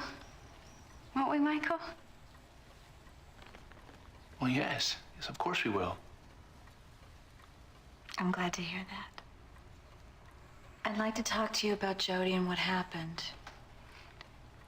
Perhaps you could excuse us for a few minutes, Mr. Overton? Girl talk. Sure. If that's okay with you, honey. Of course. course. It's all right, Michael. Yeah, we're like a fly on the wall. The narrator is also not actually here. I'm going to bed now. You and Catherine finish your talk? She was tired. She had a long day. So where is she now? I don't know. In a room, I suppose. Okay. She didn't want to speak to me first? No. What? The vibes are off. So how was it? How was what? Your talk with Catherine. Who? Oh, very nice. Very nice. So does that mean that you're happy that she's here? Of course I'm happy, Michael. Why wouldn't I be happy to have professional help for Jody? But I thought... I mean... It's very good, honey. It's the right attitude. You know, if this works out, I may be able to go back to work sooner than I thought. That'd be fine. I repeat, the vibes are off. I thought you had a problem with me leaving you. I think it would be good for you to go back to work. What? Don't forget to say goodnight to Jody. Is this guy about to get cucked?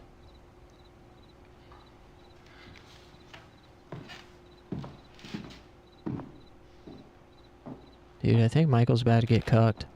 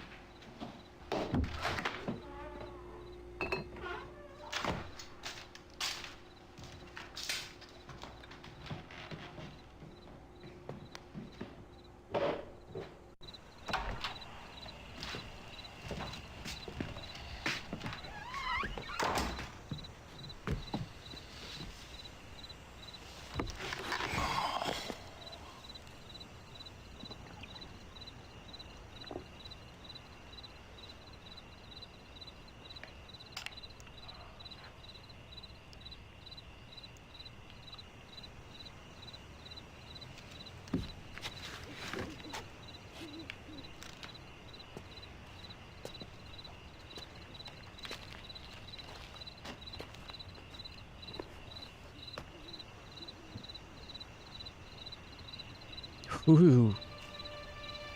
Hey. Am I getting this scene because I said I liked looking in people's windows? Oh my god. Twitch cops, you saw nothing. Nothing to see here.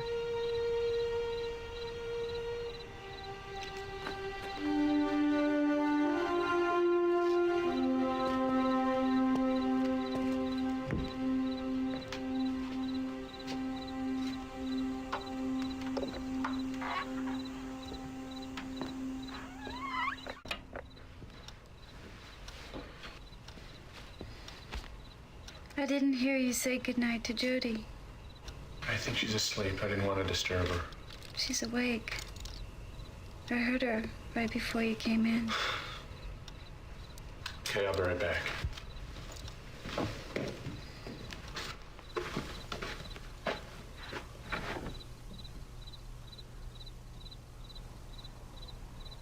Good night, Jody. Have good dreams.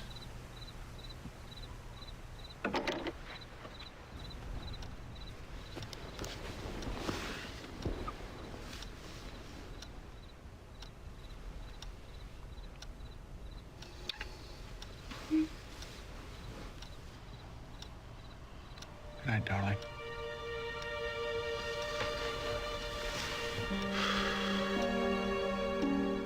Damn. That was impressive. The way Catherine immediately seemed to penetrate Allison's shell and make contact. I have to admit that she gained more of Allison's confidence in a few minutes than I did in 6 months. Wonder what I was doing wrong. Maybe it's because she's a woman. though I prefer not to think in those terms. But God, she did look like an angel of mercy when she appeared in that white uniform, didn't she? But what about that performance at the window? It almost seemed as if she knew that Michael was out there. What do you think?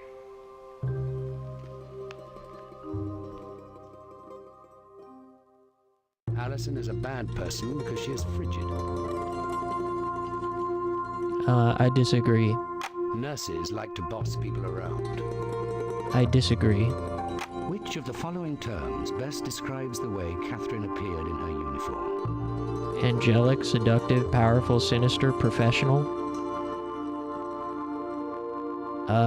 Sinister? I kind of wanted to see what happens when you pick sinister. I want the game to get scary. Sinister. Michael bears Allison's best interests in mind. Low-key disagree. Did Catherine know Michael was watching when she appeared undressed in front of her window? I don't think she knew. Had Michael fantasized about Catherine before she appeared undressed in front of her window? I mean, yeah, clearly. But I'm gonna say no. God has an influence on my life. All the time.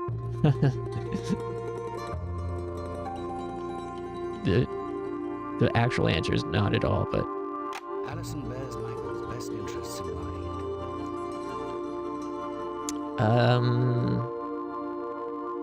I don't know. Allison is an ignorant person. Ignorant? I like secrets. Yeah. I mean, sometimes. My drives might be put in the following order. Strongest first. Strongest first. Sex, self-preservation, feeding, sleeping. Self-preservation, sex, sleeping, feeding. Feeding, sleeping, self-preservation, sex. Sleeping, sex, feeding. I'll take this one. Sex is not necessary for a happy marriage.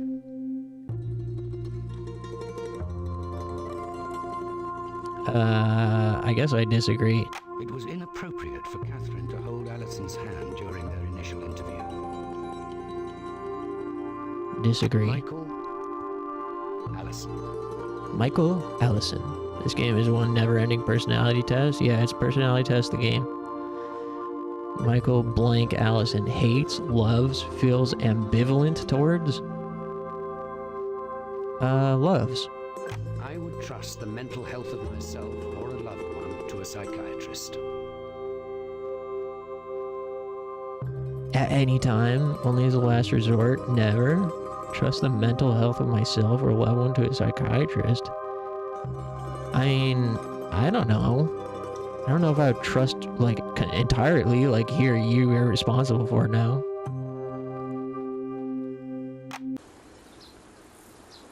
Alright. Here we are. I need to take a stretch break in a second. I'm having fun, though. I don't know about you guys. Is there a new diary entry? New diary entry from Allison. Remind me never again to jump to conclusions about a person, because from the first instant I met Mrs. Randolph, Catherine, I mean, I liked her because she has very kind eyes, nice hands, and she is dedicated to her job, which I know that she wants Jody to get better, not because Jody is her patient, but because Catherine cares about life, because she is a true caregiver. But I kind of get the feeling that Michael grates on Catherine's nerves, and he's avoiding Jody, and he's avoiding her, and it is hurting her feelings, so I have to tell him to say goodnight to her. Maybe he's afraid, like me, that something bad is going to happen, and maybe he feels so guilty about the accident that he's ashamed. When he sees her, I can't stand to have anyone touch me except Jody. Of course not, since the accident, so something touched blah blah blah. Poor Michael wants to touch me, but I can't let him. I can't stand to feel his hands on my body. I can't stand it when he kisses me. Jody's body is so light. She's so light that it almost feels as if she will float away, and sometimes she stares into space with this vacant expression on her face, as if she were seeing right through me, as if I wasn't really there. Well, today, as I was sitting on her bed, I began to weep. As I was shaking and crying, I couldn't stop. "Are you sad?" asked Jody, and I told her that I was crying because I was so happy that she was all right, and that she's never going anywhere without a seatbelt again. She'll never be hurt again. I'm actually looking forward to tomorrow. I'm glad Catherine is here.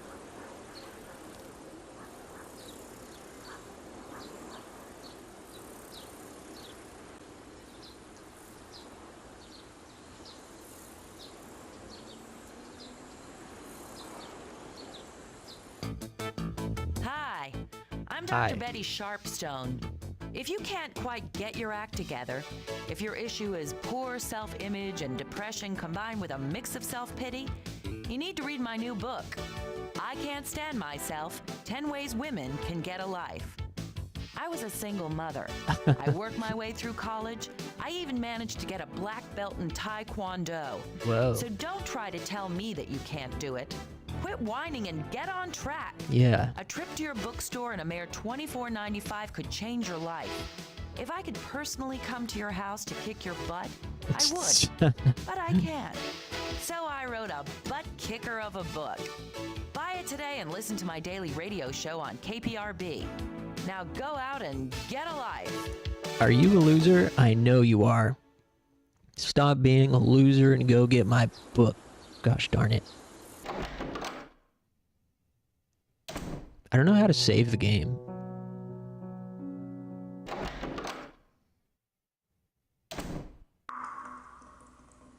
Alright, nothing in the bathroom. Still? Oh.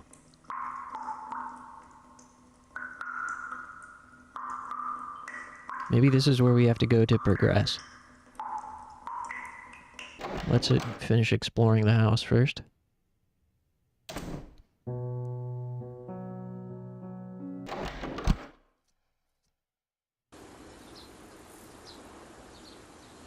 Seems like between each episode you can see what the characters are thinking. I'm shaking. Allison looks shockingly like Colette. I even thought for an instant she was Colette.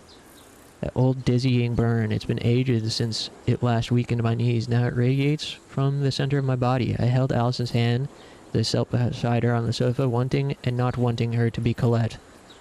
I think they noticed how distracted I was. Allison. My heart goes out to her, and Michael. I couldn't see him, but I know he was out there, alone in the dark, watching.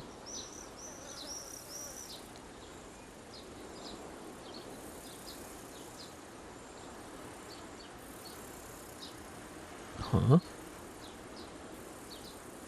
A letter from Danny? Well, I don't know how he got your address there. That's a little scary. Hello, is anybody there? An admirer. Let's just say we work in the same field and leave it at that. I just want to get to know you. Like I said, I'm an admirer. I know something about you. This is creepy. From some random email address is being sent to Catherine. A secret? Someone knows a secret about Catherine? All in good time? Weird. Hermaphrodite?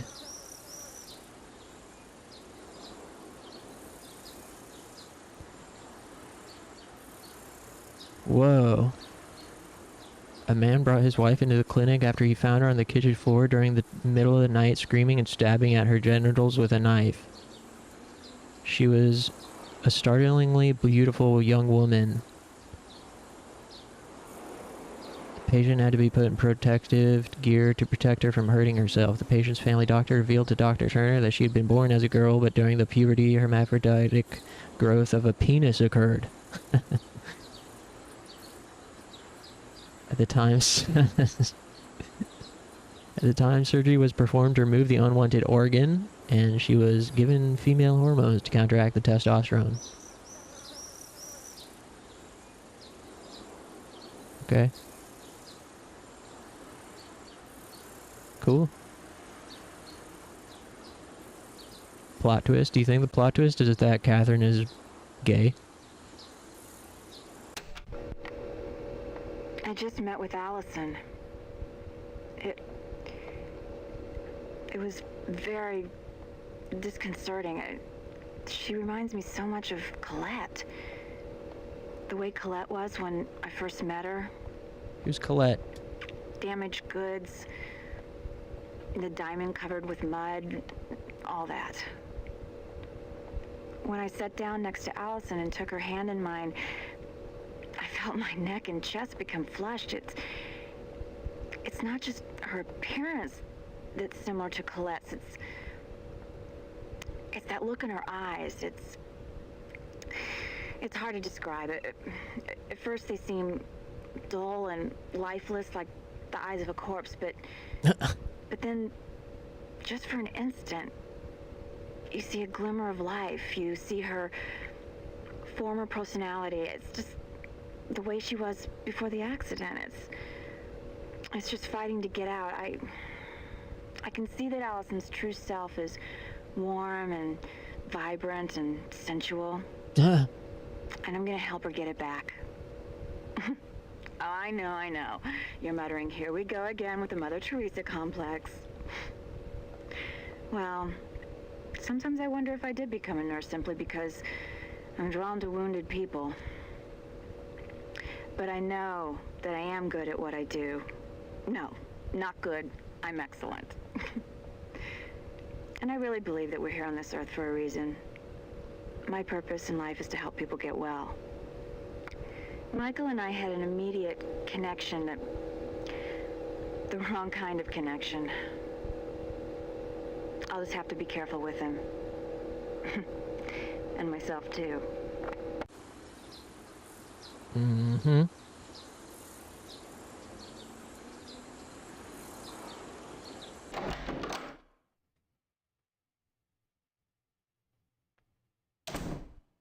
I wish I knew how to save the game. Map? Profile?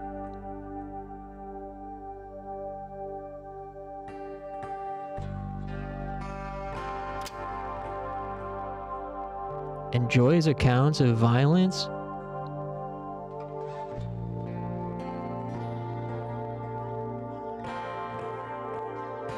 Alright.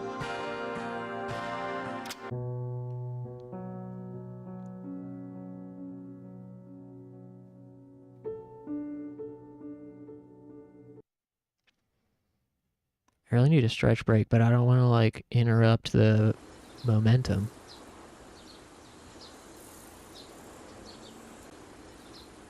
Let's see what's going on with our friend here, Michael. What's he got in his diary? Mrs. Randolph arrived. I have to admit that... Oh, wait. This is the same thing. Wait. No, it's not. Okay, this one feels like a perfect time for a break.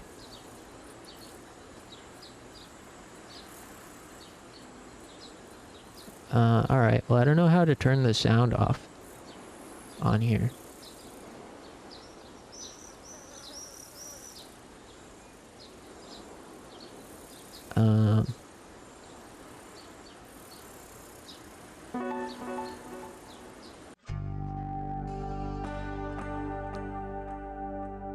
Yeah, how about this?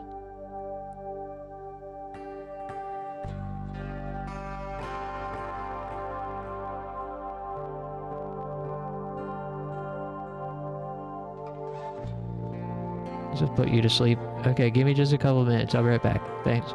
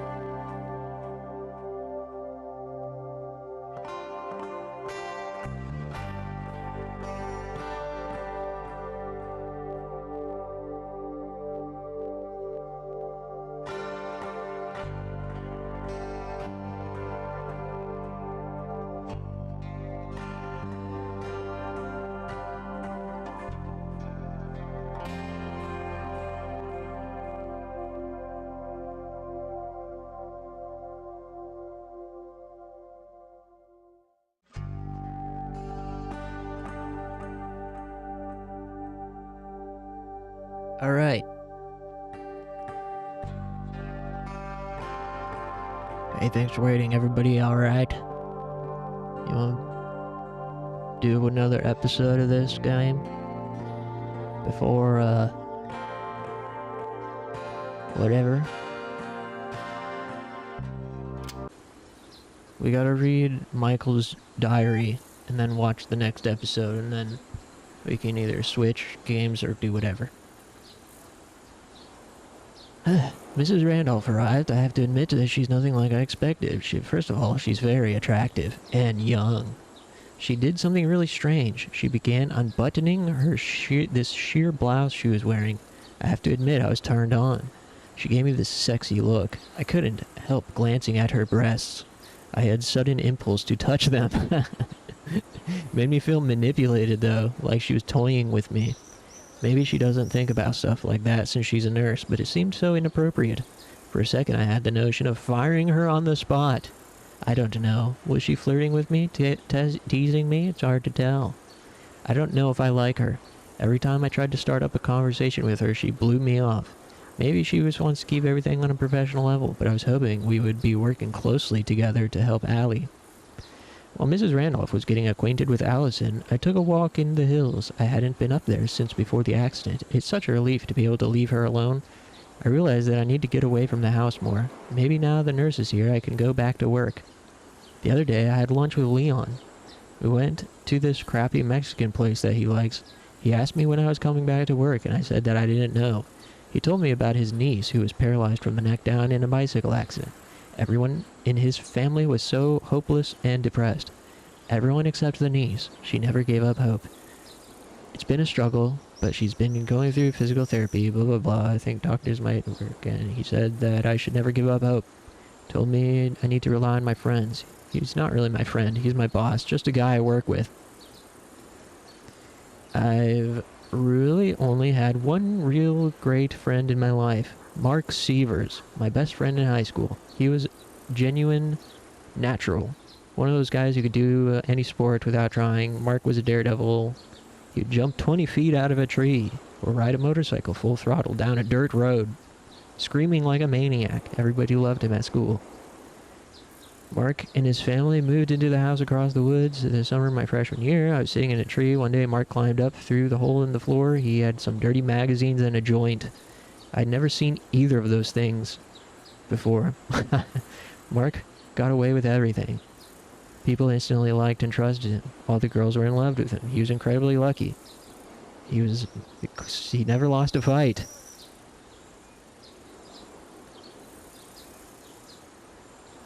I can admit now that I was jealous of him. He exuded confidence. During our junior year, Mark's family had this German exchange student live with them. She was beautiful, really tall and athletic, pretty face, blonde hair, sly, sexy smile. We both fell in love with her.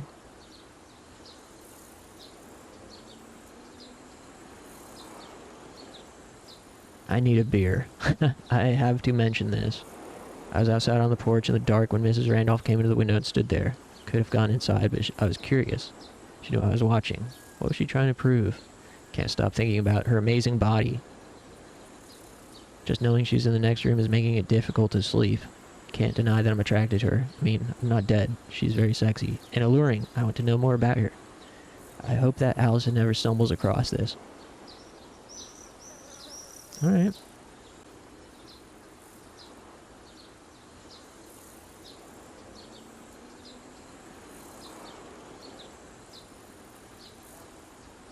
Hey, what happened to the little boy?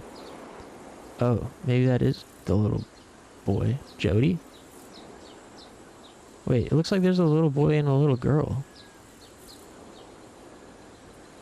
Weird, whatever.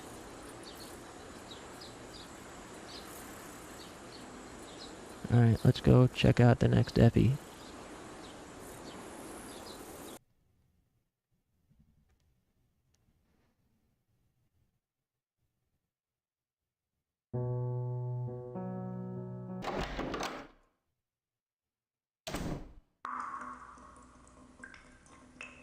When you've concluded this test, you will return to the story. Do you wish to proceed?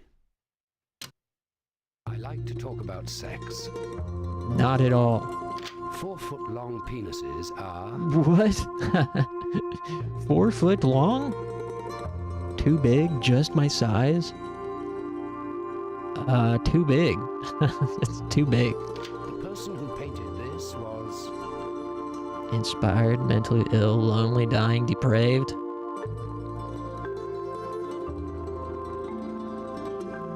Mentally ill. Sometimes I dream about death and sex. Like together? The True, woman doing the I guess. needlework in the background is... The woman doing needlework in the background is...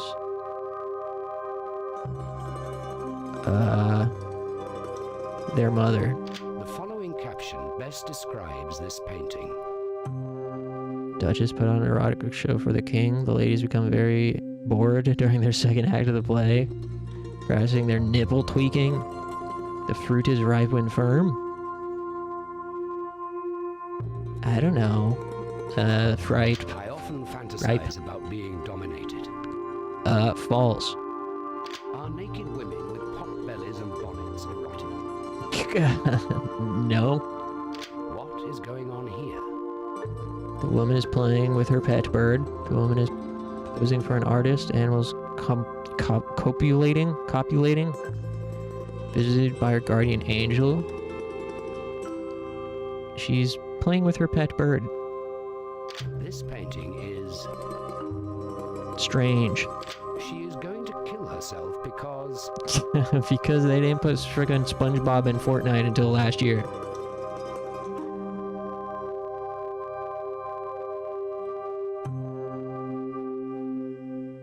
What was the first thing you noticed about this painting?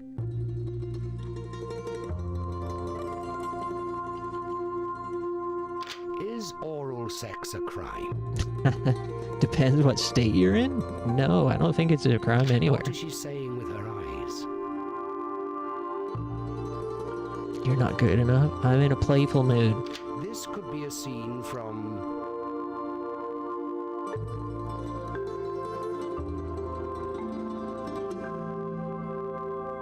Being a eunuch would be kind of fun. No. Which part of this statue do your eyes linger on the most? The face is kissing.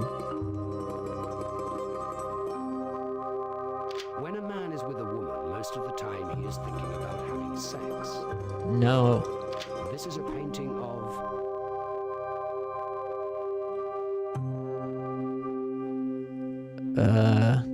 A dream. The boy kissing the woman is... Too young. Why is this erotic? It isn't erotic. Death is sexy? What kind of shit will that show us? I'm curious. Most people equate sex with death. True. Lesbian relationships are... Their own business. Beautiful, but their own business. Homoerotic art should be... Enjoyed. Which of the following is the most beautiful part of a woman's body?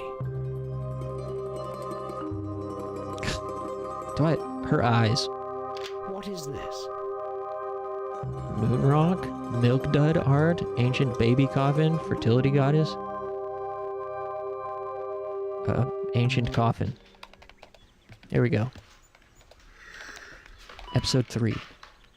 I thought you were still sleeping.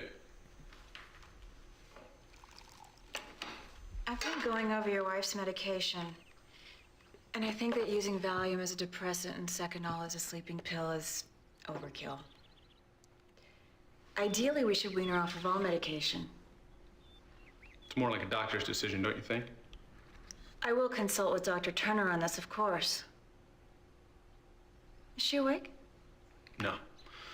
She sleeps late most mornings. By the time I bring her breakfast up, she's usually awake. That's a mistake. What is? You're keeping her too comfortable and secure in her condition. We need to bring her out to a more active and self-rewarding existence. I take it you didn't always make breakfast. There's a number of things I do now that I didn't do before. Allison hasn't cooked or baked a thing since since the accident.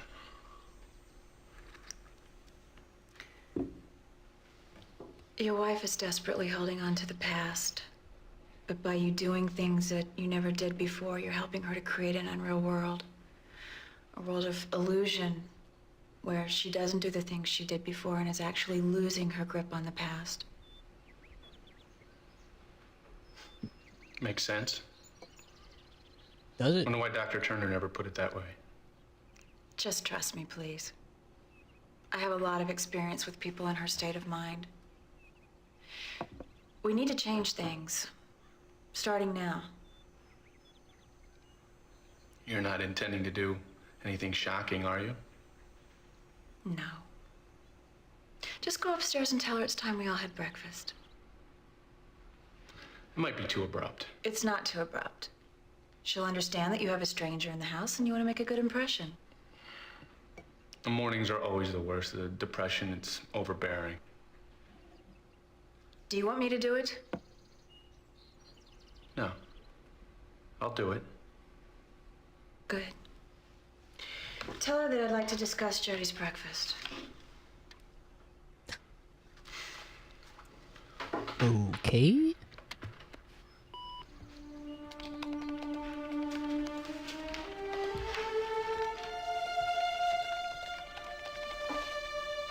Yeesh. No. Awooga.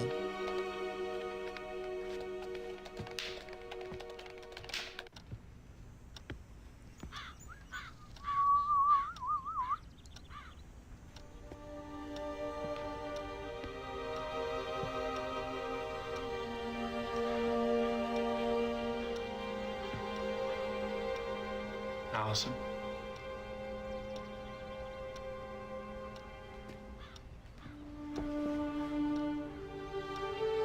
Allison.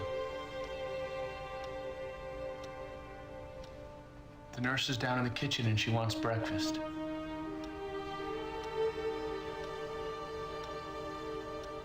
She wants to discuss Jody's breakfast with you.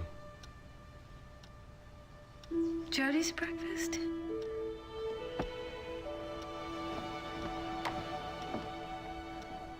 I think you better handle this. Yes.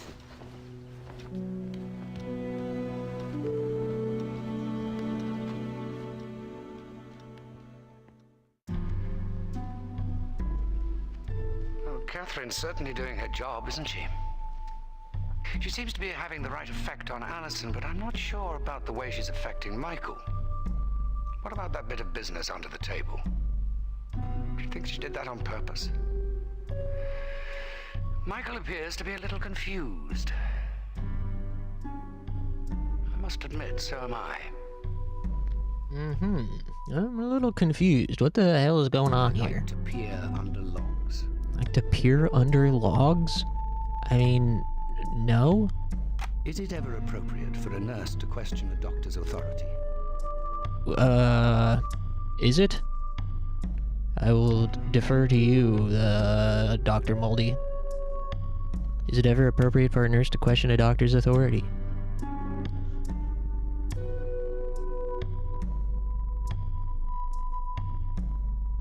Are they going to become a polycool? Kinda seems... could be. Yes, it is appropriate. I mean, like, if a doctor is like, I'm prescribing you 20 ounces of Skittles a day, a nurse should probably be like, I don't think you can do that. Or should.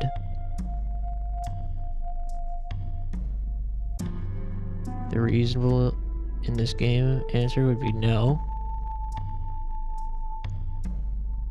Okay, we'll do no. Prescription drugs are always good as long as they are prescribed by a doctor. Always good. That's no. Catherine is a tease. I agree. I have no opinion. I'm staying out of it. Which of the following terms best describes Allison? Charming, depressed, vulnerable. Vulnerable. Does Michael perceive events accurately? Pharmacy would beg to differ, yeah. Does Michael perceive events accurately? I don't know. I have bowel problems. Yes. Yes, please, God, yes. Did Catherine intend for Michael to see her garter belt? I don't know. A young person should be able to have sex at whatever age they feel comfortable. No. Michael has inappropriate feelings for Catherine. Yes, he does. Clearly. Sometimes I wish I could control another person with the power of my mind. I mean, no, not consciously. I mean, we all try to control our reality, and sometimes we try to control other people. But I don't, like, wish I could X-Men control someone with my mind. So, no. Anyways, I don't know how to save the game. Let me Google.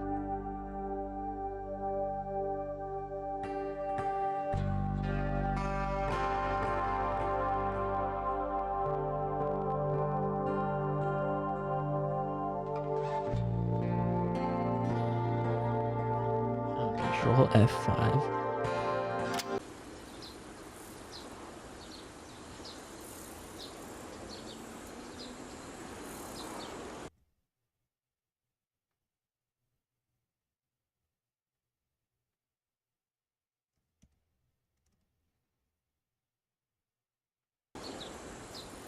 Alright, well, I hope that worked.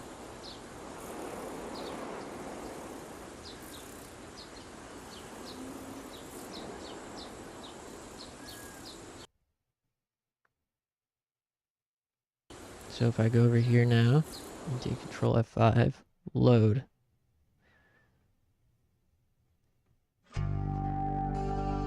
Okay, nice, that worked. Alright, so what do you guys want to do now? Do you want to keep gaming, or are we good?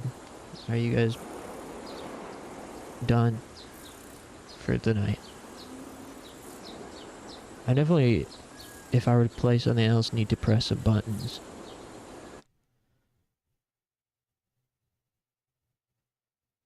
But if everyone's tapped out, that's okay too.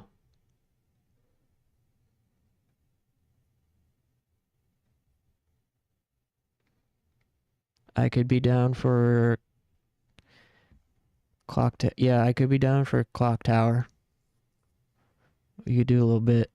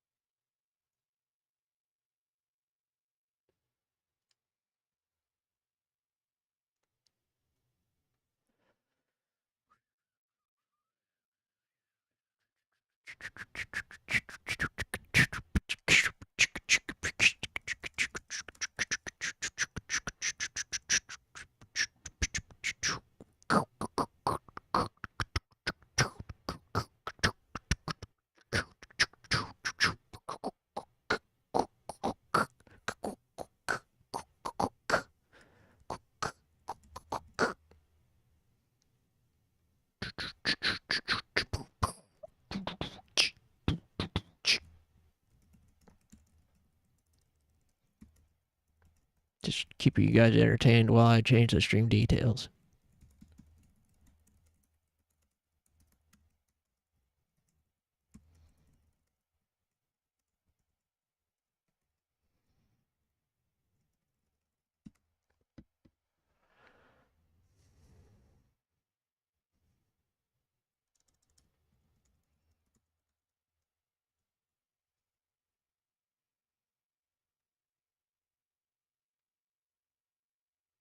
It was good, right?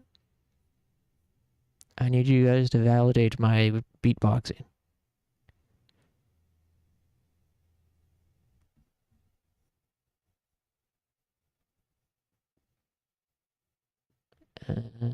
Clock tower. Da-da. Alright. And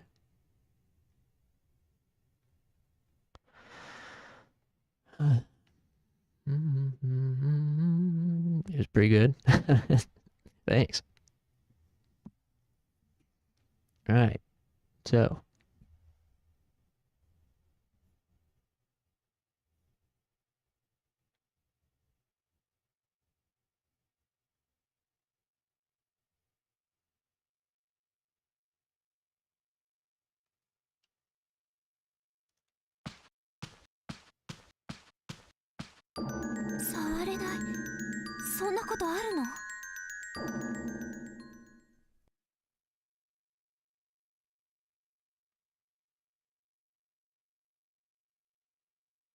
alright.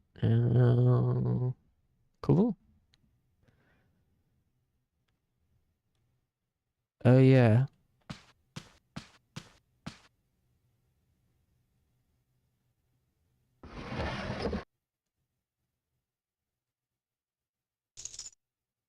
Hey, we got a key to the drawer.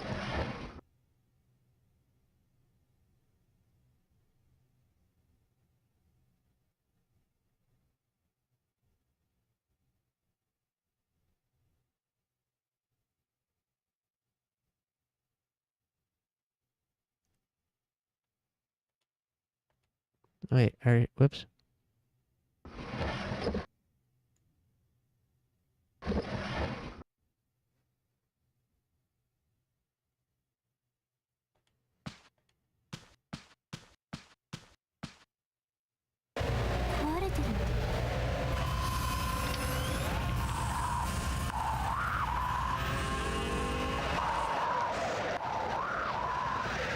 Man.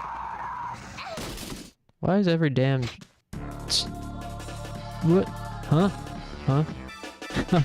Oh no! Oh no, I guess I shouldn't have interacted with the...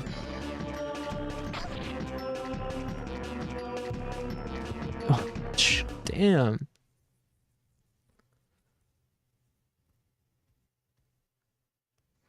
Yeah, I was just gonna say every damn fucking radio station is like 90% commercials. And a child came and killed me. I guess I shouldn't have clicked on the radio.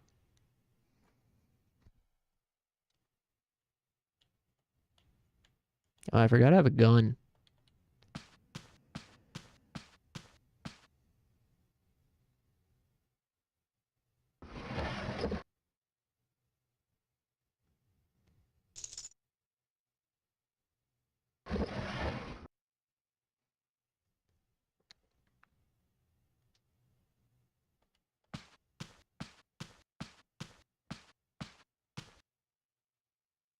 No samurai, no samurai, no samurai. Oh, there's a samurai.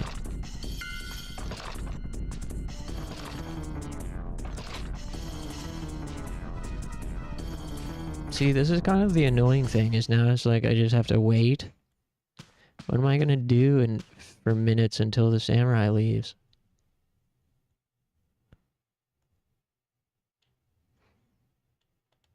I can't get around him.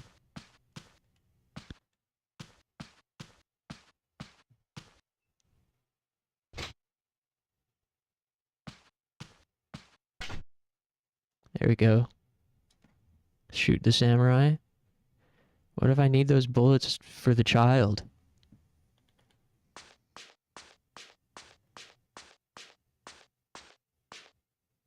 No samurai, no samurai, no samurai. Whew.